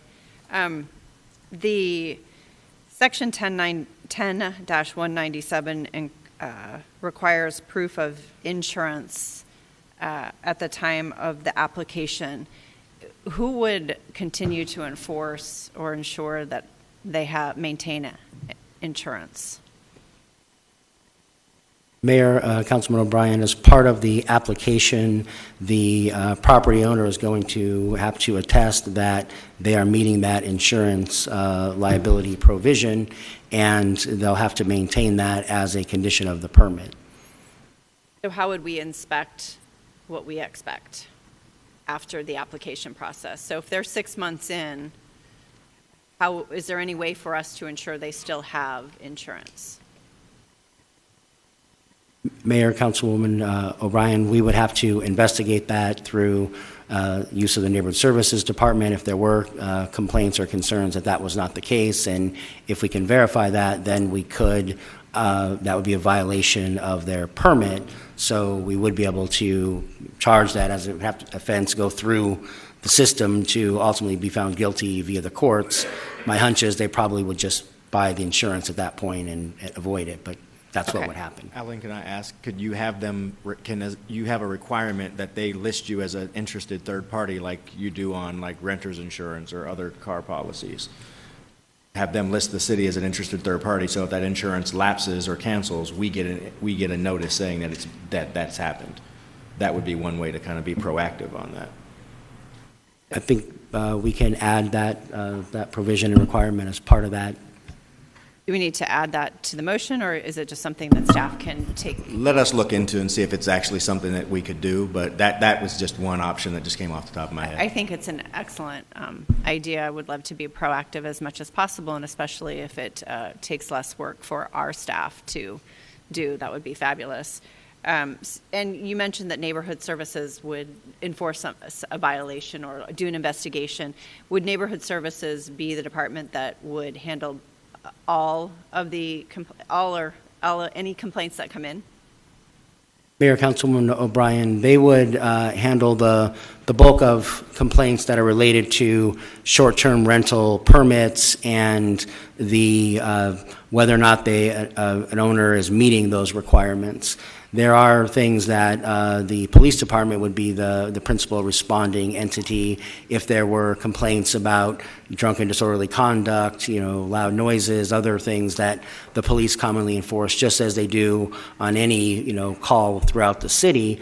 And so they would be the primary responding entity, and they would go through and cite and work on their normal process, in responding to those calls. But they also would then would be able to note that this is a short-term rental, and then the Neighborhood Services Department could follow up if there were any violations related to short-term rental requirements, like not displaying the permit, for within the areas you're right at the front door. Those types of things would be something that the Neighborhood Services Department would enforce. And with that, I realize that police would be the first to respond to this, but when there's criminal activity, does it still take 3 violations and the court system to suspend? Because it doesn't sound like we can ever revoke permanently. Mayor, Councilwoman O'Brien, it would take there to be a felony conviction in order to suspend a permit one time. Otherwise, anything that wasn't a felony permit would take that 3 verified violations and going through the courts. Okay. And I do want to thank you for being judicious in the fact that we will be requiring short-term rentals to actually conduct sex offender background checks on guests and maintain those records. That's incredibly important to our communities, since they can't know who is staying there. So I appreciate that that was included. I thank you for all of your work on this. I know that it happened in a somewhat abbreviated period of time. So, and thank you for answering my questions. I know I wasn't quite as brief as Councilman Waring. Thank you, Mayor. Thank you, Mayor, Councilman O'Brien. If I could just add one other thing. When I talk about the 3 verified violations, the state law specifically excludes some of the most common complaints, like for parking, violations, weeds, those types of aesthetic concerns. They don't count towards the 3 violations. So even though NSD would go out and, as part of enforcing the other things, those ones would not count towards any type of 3 verified violations. They're specific to short-term rental types of uses. So I just want to emphasize that further hurdle that the state legislature has established, for NSD and city to be able to enforce on some of these properties that aren't well managed. Thank you very much for that clarification. That's good information for our community members to know. And as we, I guess, move along farther, we might have to have a public information campaign so that folks truly understand what we're limited to do based on state law, thanks to the legislature. This is Councilwoman Pastor. Thank you. I would like to know if in police, when police comes to a home, because we have all the research, and I have seen the research as to going to a short-term rental. In order to pull information on police incidents, it takes a bit or a while for them to pull that information. So what I want to know is if we can put in the database an area where it's marked that the house or the incident has been done at a short-term rental. And this is done in other cities, so.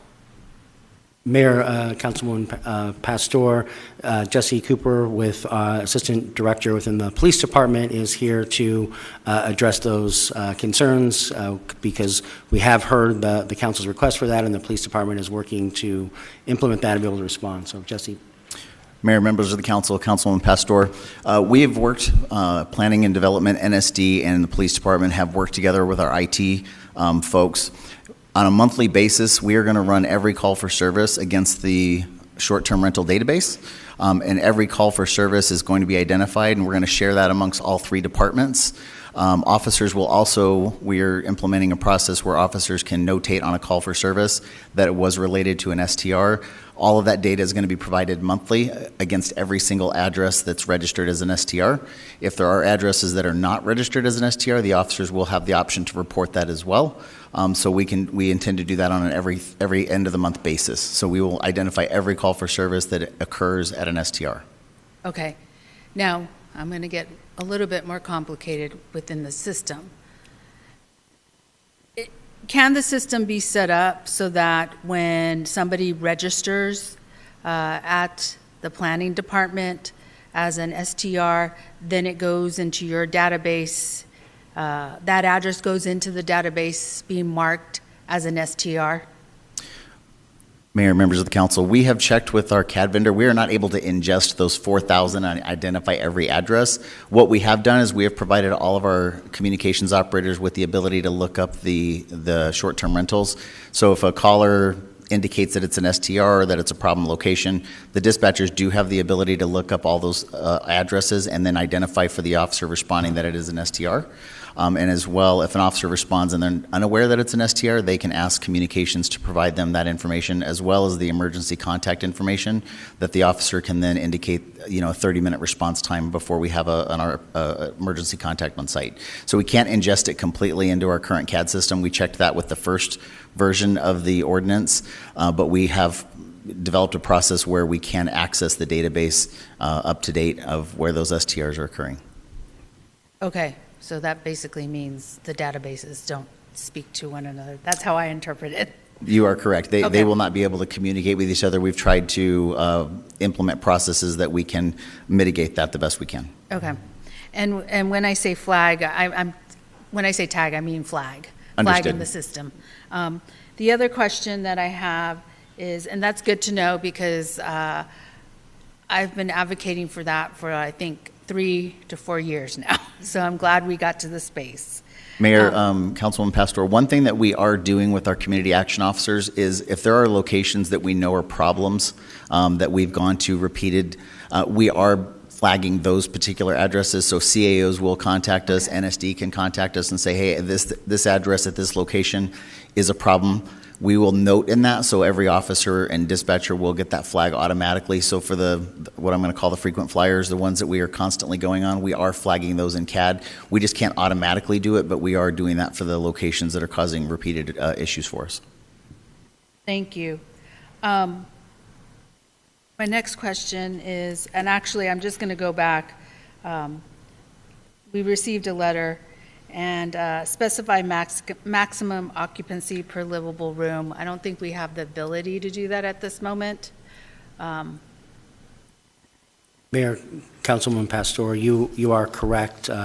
We don't have the ability to enforce something regarding the occupancy that's different than what we do for the average use of a single-family home. And so we have occupancy requirements that are principally centered around emergency access and those types of things.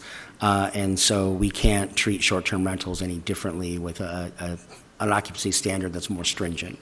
Okay, and then we did define in our document short-term rental. Mayor, Councilman Pastor, that is correct. Anything less than 30 days. Right, a term less than 30 days. The other piece is specify enforcement responsibilities. This one's really key to me. I think Councilwoman O'Brien was alluding to it and asked. I want to know, I have an active member, and I want to thank Susan Edwards. She's very active in this space, and so I'm aware of what's happening. She's with the Arizona Neighborhood Alliance. She's the president, and how they track and also advocate at the legislature for change. One of the things is who, at the end of the day, is responsible for this. And what I mean by that is, once again, I'm used to this, that there's a collective of departments working together, and then, no, I can't, that's a different department, that's a different department. I want to know who I can go to, or who the neighborhoods can go to, and say, we're having a problem with the short-term rental, and then know that it's getting through. Kind of like Phoenix Cares, in a way. So, Mayor, Councilwoman Pastor, as part of this overall effort, the Planning Development Department is the lead department and the one that issues the permits, and under state statute would be the one to suspend a permit. So ultimately, it's the Planning Development Department in that regard. However, there's a large caveat in there that you all are aware of, but for the general public, the Planning Development Department doesn't do enforcement. That is done, via police department or the neighborhood services department, depending on the issues. And so we would be working closely with them to ensure that we are getting up-to-date information. And that is why the answers that Mr. Cooper provided a minute ago here really are about how we capture that information from the police department, and then in working with the neighborhood services department to be able to track all of those so that we can ensure we're monitoring any of them for how many violations they may have, where are those problem ones, so that, as Mr. Cooper said, they can flag those to ensure that we are getting those reports from them about calls for service at those particular ones that are problematic. It's not signaling out short-term rentals in general for any additional enforcement. It's those ones that the police get continually called to. Those are the ones that we are then going to be able to provide that attention to and ensure that we are tracking through the Neighborhood Services Department and then getting back to the Planning Development Department if they have 3 verified violations or 1 felony within a year. So that's Planning Department then? I will Yes, send, Planning and I'll Development send the Department. neighborhood, like when they come to me, I will then forward it to you or call the Planning Department, so then it'll get. Yes, ultimately, it will be there. The website and information about the permitting of it and all of the processes associated with it is on the Planning Development Department's website. So it will go through there, and they'll be the ones that will then be referring people to a Neighborhood Services Department if it's, something that they would enforce. But ultimately, you can refer them to the Planning and Development Department. Okay, I just don't want people to get lost in that system. That's one of my biggest issues. And I feel like we have to be proactive instead of reactive. And so proactivity within us, I think, is needed in the sense of, as Councilwoman O'Brien had stated about the insurance, I know that I actually think it's a good idea if maybe they come back every 6 months and demonstrate that they have their insurance, because I think it's every 6 months that we get renewed. ADOT, where I get my driver's license, if I don't have an insurance, the insurance company notifies them, and then next thing I know, my driver's license is no longer valid. So I think we have to be proactive and come up with a system that works within our organization in order to just get ahead of the game. I know we're a little bit behind, but at least be proactive. And I understand it's complaint-based, but I think we really need to be proactive-based. And so I want to see or have a dialogue, a bigger dialogue on what that looks like with STRs. Mayor and Councilwoman Pastor, I would add a couple things to that in response. One is that the city is working, going to be undertaking a process to work with a third-party vendor to help us with enforcement. And so one of the challenges that you bring up and other council members have raised, as well as some folks in the public, about the fact that we aren't proactive in enforcement. It's dependent upon the neighbors calling and complaining. And so what this third-party vendor will help us do is mine the various platforms where the advertising is taking place and be able to give us that data so that we can compare it to who has a permit and be able to compare that via spreadsheet. Okay, they've got permits, these ones don't, so that we can work with Neighborhood Service Department to send them notices to get into compliance and not be waiting for there to be neighborhood complaints about someone being a bad operator within the neighborhood. And so we do think that will help substantially in that regard. And then the other part that I would add to this is that through those efforts, as well as having the providers have to, or the platforms I should say, verify that a short-term rental is legally meeting the permit process requirements, and them verifying that as added with your guys' motion here on the table, that will help us be able to more quickly get compliance as it relates to the platform and how they are reaching out to get additional residents, where it may take some time to get a property owner in compliance. We'd be able to talk to the platform about them advertising something that doesn't have a permit, and we think that will help us get a quicker response from that owner. Okay. Well, I'd like to say thank you. I know that we pushed this at the end of April, May, because we wanted to see some movement. So I wanted to say thank you for following what we wanted to see within our communities. You did it very quickly, and it's here today. I want to thank Councilwoman Stark for finding, yesterday as her and I were speaking about the registry and helping find all the language that we needed in order for that to happen.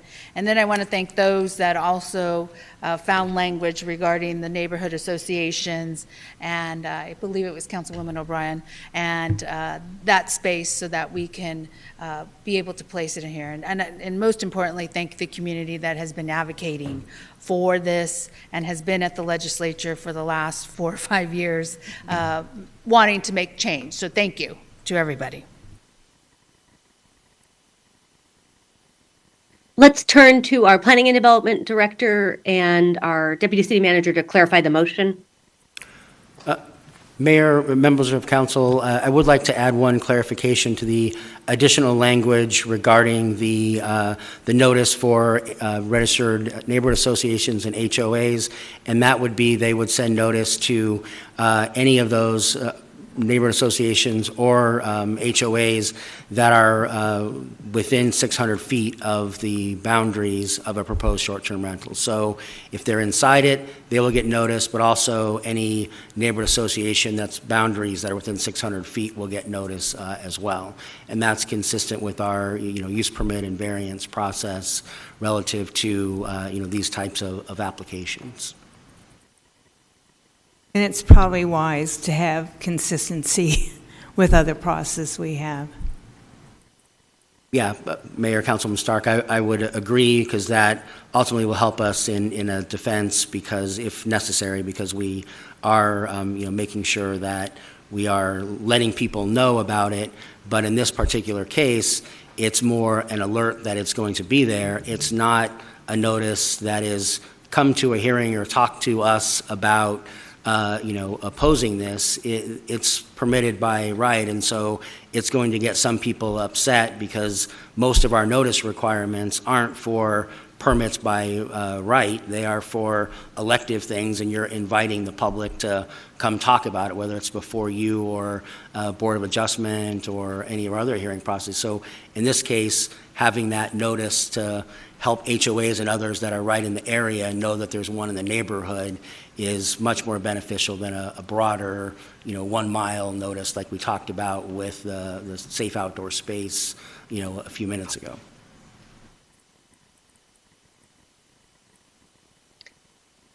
We will now go to the public hearing portion.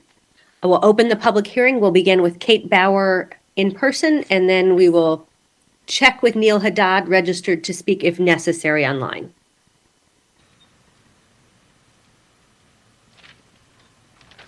Hi, Mayor and Council. Thanks for giving me the opportunity to speak. And Councilwoman Stark, thank you for the kind words. I appreciate it. I know that the state's preemption of this issue really put you guys in a bind. And I know that a lot of towns, in the state have already passed some requirements and their own protocol. And most of them, frankly, are having a very difficult time enforcing it. I'm glad that you guys considered the verified listings and are going to proceed with this. I think it's going to make a huge difference. I do apologize for not bringing it forward earlier. We had been so focused on doing this at the state level that it didn't really even occur to us about doing it at the city level. But it's being done at multiple cities, as you guys mentioned, across the country, and there really isn't an issue. It doesn't interfere with the state law. So I guess my only other question as far as moving forward with the verified listing is, maybe I missed it, but is there going to be, like as far as carrot and stick, are there going to be fines for platforms if they are found to be listing properties that are not compliant? Mayor, We'll Council- turn to staff to answer. Okay. Thank you, Mayor. Council members, to answer the question, Kate, $2,500 would be the fine. Oh, okay, great, thank you. And then as far, I have to reiterate what you guys were saying about this is such a huge project, undertaking for the city. There are an estimated 58 online platforms working and operating in the state on this. So I think it really is imperative that you guys get a third-party vendor, Granicus, Ramblescape, whatever it is, to help with this, because it's going to be next to impossible for you guys to do all of this. The current registration that you guys have, I believe you have 4,000, is that correct? 4,000 short-term rentals, and we estimate there are about 12,000 in Phoenix.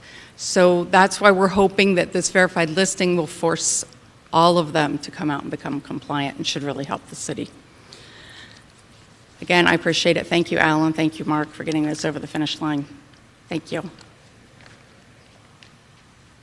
Thank you. The remainder of our speakers, I believe, are registered to speak. If necessary, we'll check in with Neil Haddad, given what you've heard. If we could unmute Neil. Sure, Mayor. May I say thank you? This is Neil Haddad speaking on behalf of the Neighborhood Coalition of Greater Phoenix, and you saw the letter that we sent, and want to appreciate. I appreciate many of the things that were covered, including specifying the number of days determining short-term rental, and then also about notifying registered neighborhood associations. We think that's a big help to us and to our police department. I do want to kind of echo what Councilman Waring mentioned before about that enforcement. And weekend enforcement remains an issue. If neighborhood services is not there, many of us work to prevent calls for service to PD. And then the other thing is that if neighbors call in, is a neighborhood party going to be a priority one call? Chances are it won't be. So that still remains as an issue.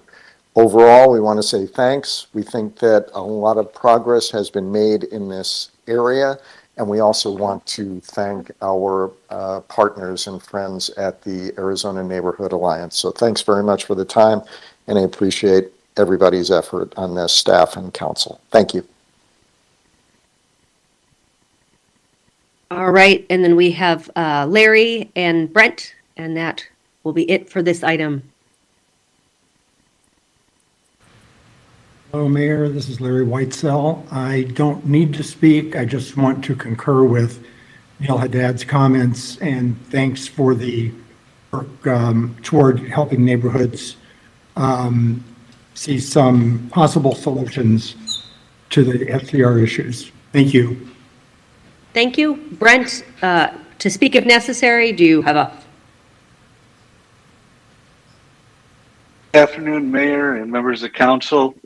I believe everything's been said, so I will simply say I support this motion wholeheartedly with the changes that were made today.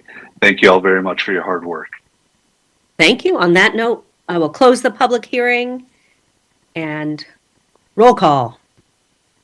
Guardado, Yes. Hodge Washington, Yes. O'Brien, Yes. Pastor, Yes. Robinson, Yes. Stark, Yes. Waring, Yes. Ansari, Yes. Gallego. Yes. Passes 9-0. Thank you to everyone who worked hard on this item and will continue to work hard on this item. That concludes today's agendized business. We will turn to the city attorney to explain the final portion of our meeting.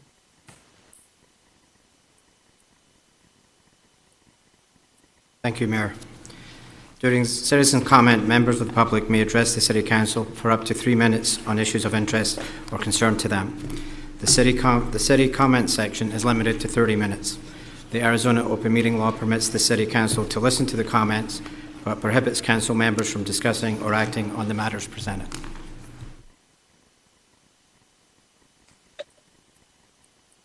Thank you. We will begin with Beatrice Johnson, followed by Vicki Anderson.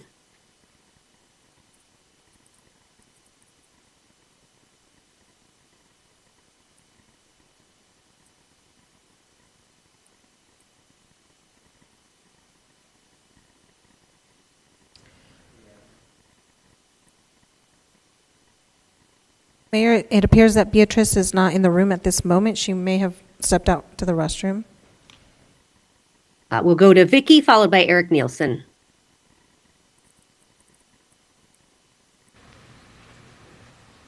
Thank you, Mayor Gallego and City Council. I just want to bring to your attention the need for low cost, or I would argue no cost, streamlined permitting for curb cutting in the right-of-way. In 2010, the city's goal for tree coverage was 25% shade by 2030. That same year, I applied and got a grant from Watershed Management at ADEQ. We did the first curb cutting, planting right-of-way project in Phoenix. We are now over a decade, and that's a thriving example of what really simple curb cuts can do to retain water and help with the flooding from the streets because it takes street water runoff. 2022, I received another grant from the Nature Conservancy. And part of that grant was coming back for curb cutting, doing the same thing we did before. And I thought at this point there was a process to get through the city for a resident to do that. I approached the, I guess the Department of Heat Mitigation, and they pretty much pushed me off to several different departments within the city. So this is over a year I've been working on this. Luckily, I met Tricia Bailiff, who is your Environmental Programs Director. She has been working alongside many other people to get your departments to come together to come up with a solution to streamline this for residents who want to better a piece of property they don't even own, the right-of-way. So after a whole year, they are working on a streamlined process, but for me, my grant is up in November. So Streets and Transportation comes to us and says we have to sign a street maintenance agreement, which says I take responsibility for the right-of-way, and I have to insure the piece of property that I don't even own. So that's the first obstacle. The next obstacle is the permitting process is a paving process, and it is at the end a concrete permit that I need. It's 4 times the cost of cutting the curb. So your residents are trying to better the community and better the space, and we're charged 4 times what it'll cost just to put it in. So if nothing else, the summer has taught us that we're running out of time, if we already haven't. And I'm just here to ask that we take note of a simple solution. So simple, it's staggering how this hasn't been done throughout the city and through city projects and right-of-ways. It'll help create self-sustained trees, harvest water, which we're running out of, help with flooding in the cities, streets during rainstorms, also reduce toxins going into the groundwater, and overall reducing the heat island effect. Thank you. Mayor, could we have somebody? Thank you. And we do have a city process on this, so I think we can't get into the substance of this, but there is an active stakeholder process that the city has started, so if we can get Vicki some information on that. No, I know. I've been working with Tricia for a year, but the process is not something that it's an obstacle we can't get past, and if we can't get past it with a $10,000 grant, I can't imagine that an individual just wanting to do this would ever be able to do this on their own. So the city is looking at the process. We can't have a debate about the substance here, but we are looking at this issue. And just to note, my district is District 8. District 8. Thank you. Thank you. Eric is next, followed by Roger.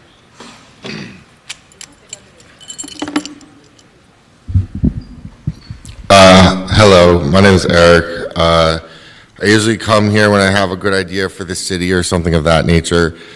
Today I just came for a different reason. I figured I could spread some good vibes. So to do that, I wrote a poem for the Phoenix City Council. The name of the poem is Phoenix City Council. A ragtag motley crew of Avengers. Kate Gallegos, something about her is so Scottish right. Miss O'Brien's like the pub in Mesa. Councilman Waring reminds me of my grandpa, if my grandpa was really smart and also a GQ model. Deborah Stark, clearly Iron Man's wife. Says the least, must be something called wisdom. Laura's Tacos El Pastors. Edward was a legend and a good man. He looked way different when he wasn't wearing a suit. Gordado, consummate swing voter. Have a bill to kill or wait for the city to cheap out on its responsibilities? Better call Saul. Garcia, cops don't seem to like him very much. He's always been a gentleman to me, though. Yasamine. Oh, Yasamine. Be good to yourself in Congress. I noticed on this thing called Twitter, not everyone will be. City of Phoenix, superheroes you just didn't know because their capes are at the dry cleaners. And finally, and most importantly, Jeff Barton. Follow him. Trust me. Follow him. Thank you. Thank you. Roger is next, followed by Elizabeth Venable online.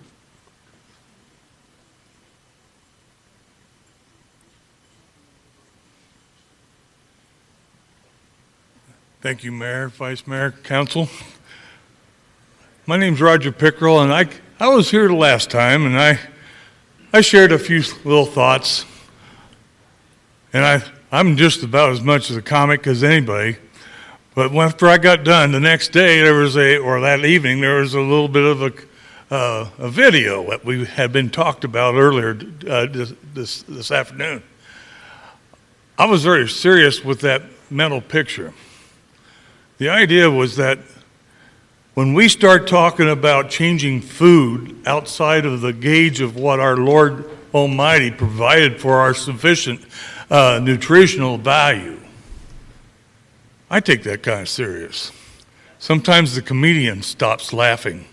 And when that comedian stops laughing, we better start getting our feet on the ground and putting our knees next right beside it and lifting up our prayers for that change, because I'm telling you right now, that idea that I gave with a bowl of cereal versus a bowl of creepy crawlies in the bowl, and you're looking across the table to your family and trying to explain to them why we have to think about the probabilities that this nation is trying to force upon us on a global basis, that we're going to try to have to go and change the nature of a steak, or change the nature of a chicken or an egg, or force us to eat things that are crawling around the ground on 8 or 16 legs.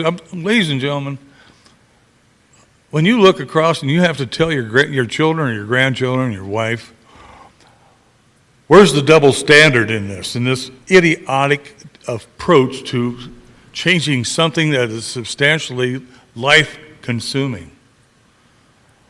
I find that morally unjust. I think we need to take a more conscious look at this, because we're in a different time than what we were many years back.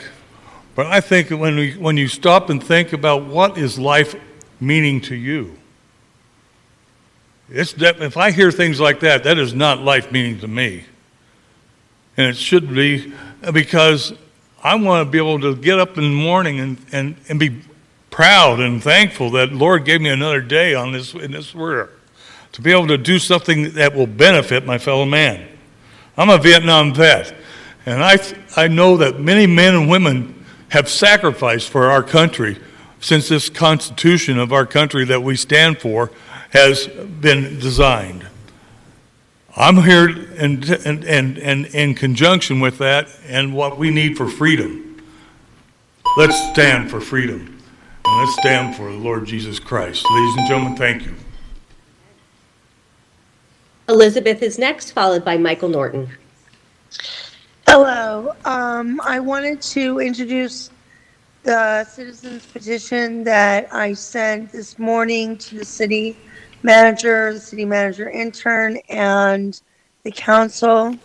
It is a request for the creation of an evaluation program to see what the actual outcomes are for constituents who have been moved from a zone, and concerns length of stay that people actually spend in shelters or even outdoor spaces, reasons for exit, as well as the types of facilities that are being used, and numbers of people in each facility. I think these are really important because I think they'll give us a better portrait of the actual success of the program, as opposed to just the initial acceptance of shelter, which often leads almost immediately to people leaving the facilities. And also, there are a lot more barriers and limitations that I think are currently being acknowledged by the city in making the placements.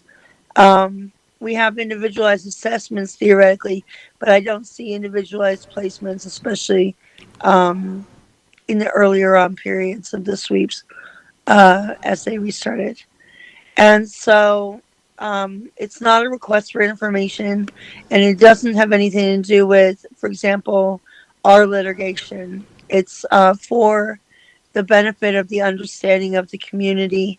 And I have to say, I do consider this to be my community, partially because I grew up from infant until age 18 in the same zip code as the zone. So I may have had a few more experiences to humanize certain people, and change my vision. But I think that it's important to remember that these are constituents just as much as any other constituents.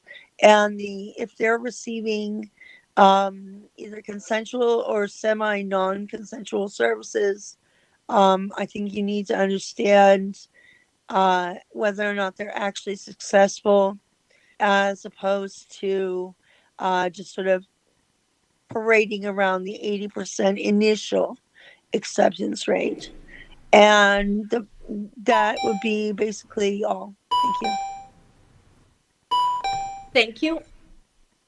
Michael is next, followed by Brian.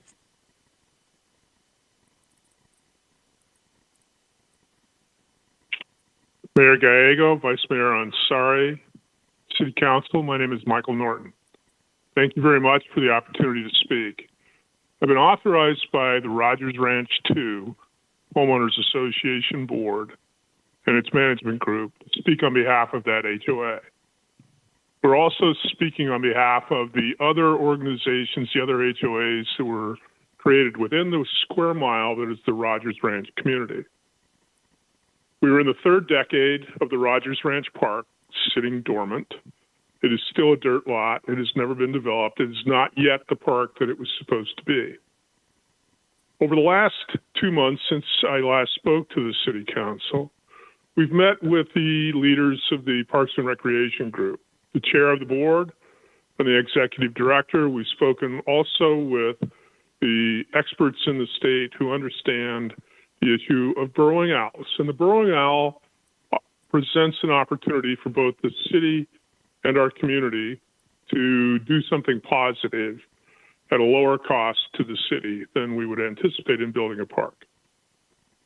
The expert who we have engaged has identified a third of the property that is now still set aside for the park as a highly opportunistic location for permanent preservation of burrowing owls. Protecting burrowing owls is a win-win-win thing for the city, for the state, for the county, and for the Rogers Ranch community. When we polled our community, the overwhelming majority of the people who live within a mile of the community very greatly supported the idea of creating a burrowing owl colony. Burrowing owl colony reduces the capital cost of building a park by a third. It reduces the annual maintenance costs by at least a third. It eliminates the cost of water because the burrowing owl colony doesn't have to be irrigated or sprinkled. We urge the City Council to consider moving the Rogers Ranch Park and the potential for a burrowing owl reserve forward on the 5-year capital improvement plan. We urge you to add this park to the 2024-25 general fund budget, and we ask that you engage with us in further communications with private enterprise organizations that are interested in supporting this plan because it's in their best interest to be benefactors, to be beneficial to the Levine community and help in the preservation of those owls. I look forward to further communication with you, and I thank you for the chance to speak today. Bye. Thank you. Brian is next, followed by Dana.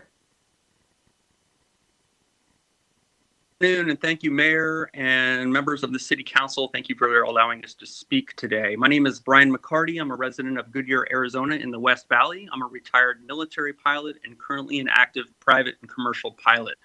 The City of Goodyear owns and operates the Goodyear Airport. In June 2023, Goodyear Airport became the busiest single runway airport in the United States with over 19,700 takeoffs and landings.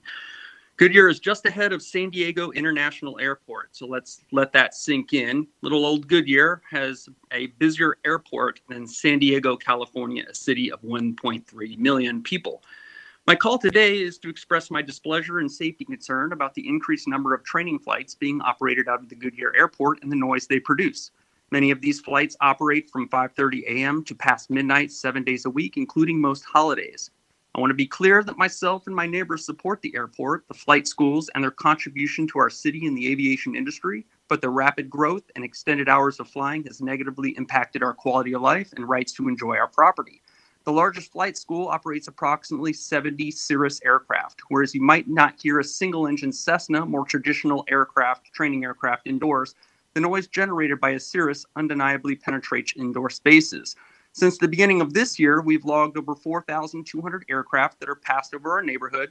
Many of these aircraft are below regulatory altitudes and violate minimum safe altitudes in CFR 91-119 paragraph B and paragraph A, executing an emergency landing with undue hazard to persons or property, and careless and reckless operation 9113 paragraph A. Over the last 9 months, myself and my neighbors have proposed several solutions to the flight schools, the FAA, the City of Goodyear, the Phoenix Aviation Advisory Board, and the City of Phoenix Airspace and Noise Manager, and very little has been done. We've even been told by your employees that sorry, the airport was there first. A million complaints won't help, and the pilots can do whatever they want. So to reduce the noise and safety concerns, we would like your support in proposing the following procedures to the sponsors and operators of the Goodyear Airport. Implement a Monday through Saturday only schedule with reduced hours, no flying on Sundays or national holidays. Implement a policy for pilots to fly a short approach to remain south of Interstate 10 during the busiest times, space flights, so they do not have to fly north of Interstate 10. Publish noise-sensitive areas in pilot aids, briefing rooms, electronic flight bags, airport signage, and air traffic control towers, and begin a Part 150 study on the impact of noise on the communities that surround the Goodyear Airport. We respectfully ask your help to help us work as a cooperative team to maximize both our business ventures and our quality of life. Thank you very much for your time and attention to this noise problem. Thank you. Dana is no longer online, so we will go to Beatrice Moore, followed by Leslie Shepard.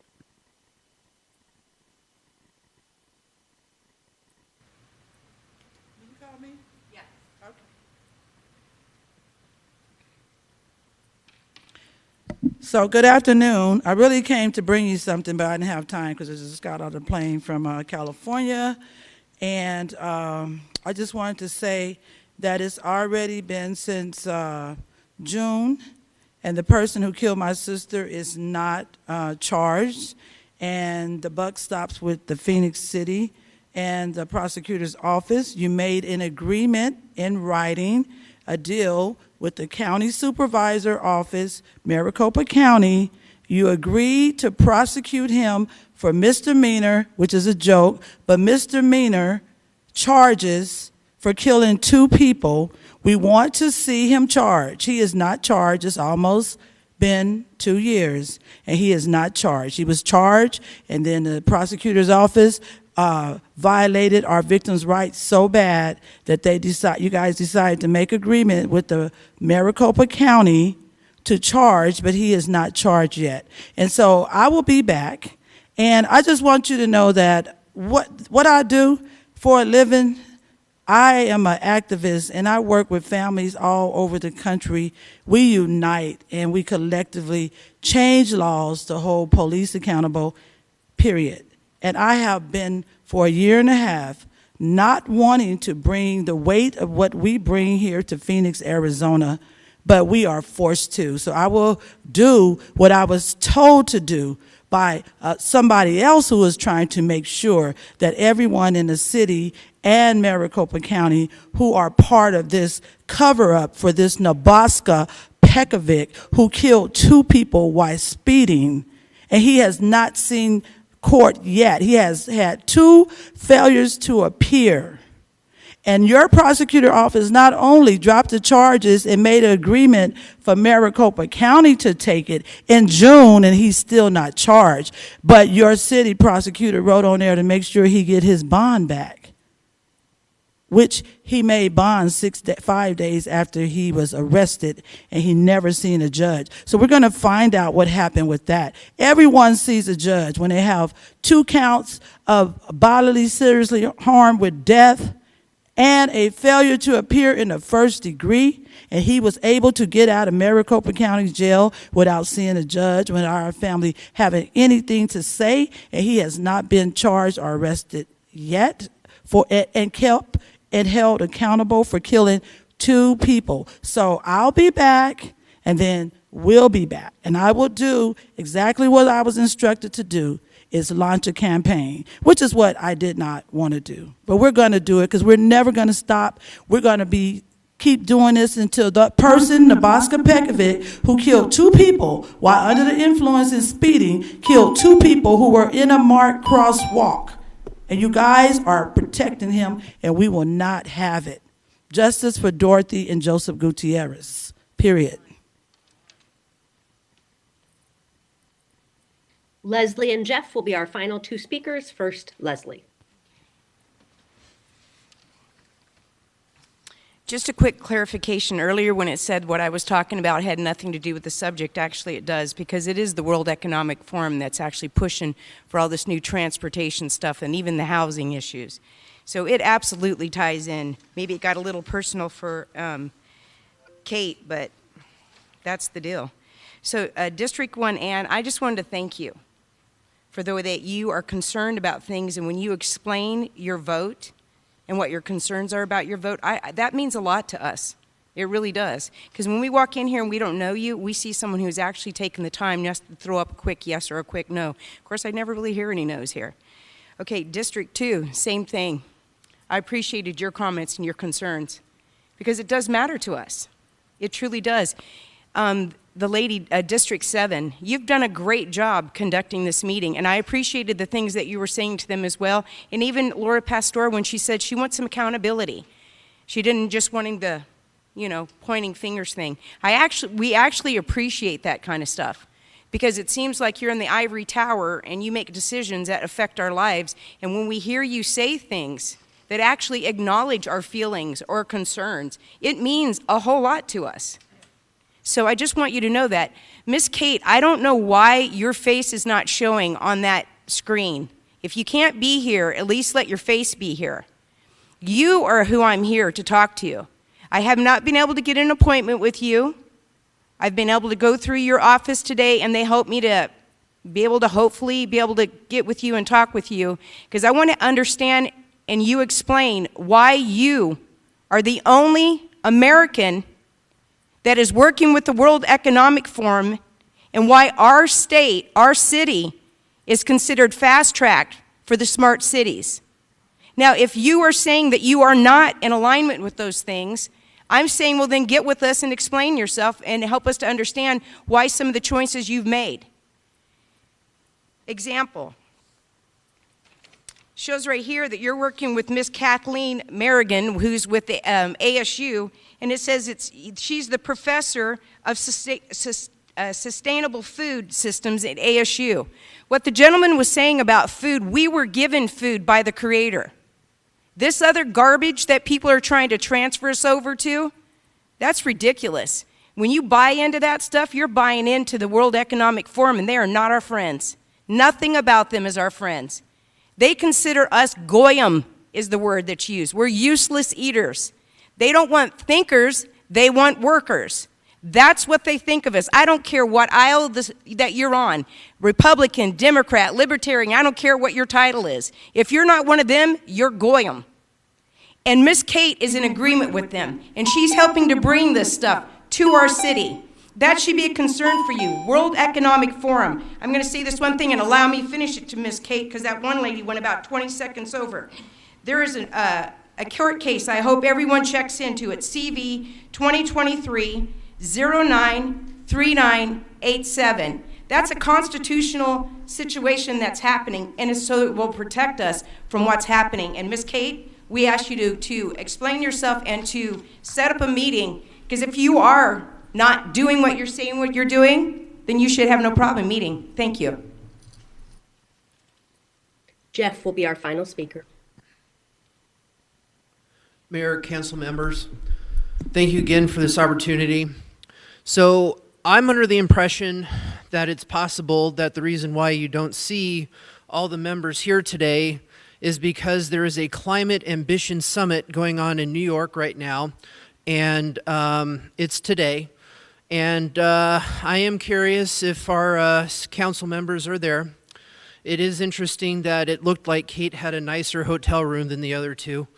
But with that being said, Reuters actually released an article today about 7 hours ago, and it said, "Explainer, what is the world doing about climate change?" And one sentence in there, it says, "To get climate action back on track, we will require a dramatic acceleration."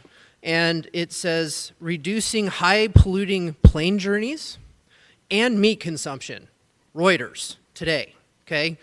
Now, the United Nations also has on their climate action page under food and climate change healthy diets for healthier planet, they have teamed up with the Climate Ambition Summit that I believe our members might be at today. But I also want to hit on the mayor's post that she posted after our last city council meeting. She posted that she's reducing our energy costs. The Federal Reserve actually posted that the average price of electricity in this area is higher today than it has been over the last 5 years. That dates back to 2018. Now, with that being said, I also think it is important to realize that Ms. Shepard did bring up a good point. The city has teamed up with ASU. And ASU has radical policies that are going to be attempted to be implemented through our policies, through our city. And one of those policies is the sustainable food systems policies that ASU believes that they need to reduce meat consumption. It is documented, it's in their degrees. Their bachelor degree actually calls for it to sustain the 2030 agenda with the United Nations. So I am very concerned. I do realize that the mayor tried to squash my concerns after her last meeting, but the information that's out there in order for us to understand what is being implemented demonstrates a completely different strategy behind the scenes and being implemented through our policies. But I also am concerned that the mayor used her official Twitter handle to publish this information because it wasn't 100% accurate. And it seemed more like a campaign post than an official post. Thank you. We are adjourned. Thank you.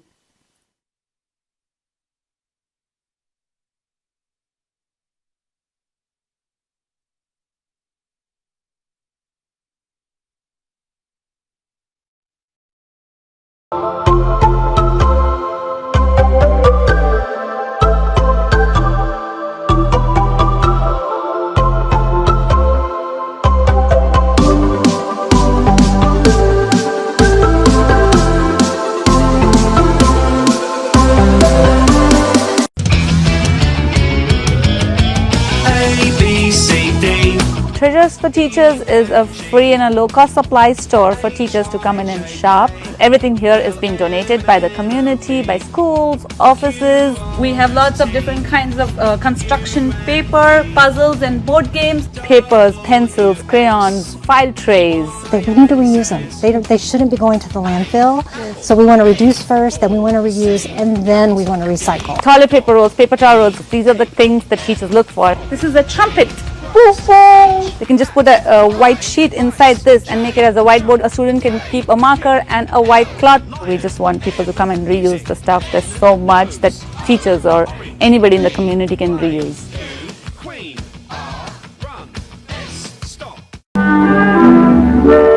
This then is Phoenix, your city, that today exceeds the fondest, most extravagant hopes of its founders. Everything points to a continuation of its fabulous growth. And so your city government studies and makes plans for the Phoenix of tomorrow.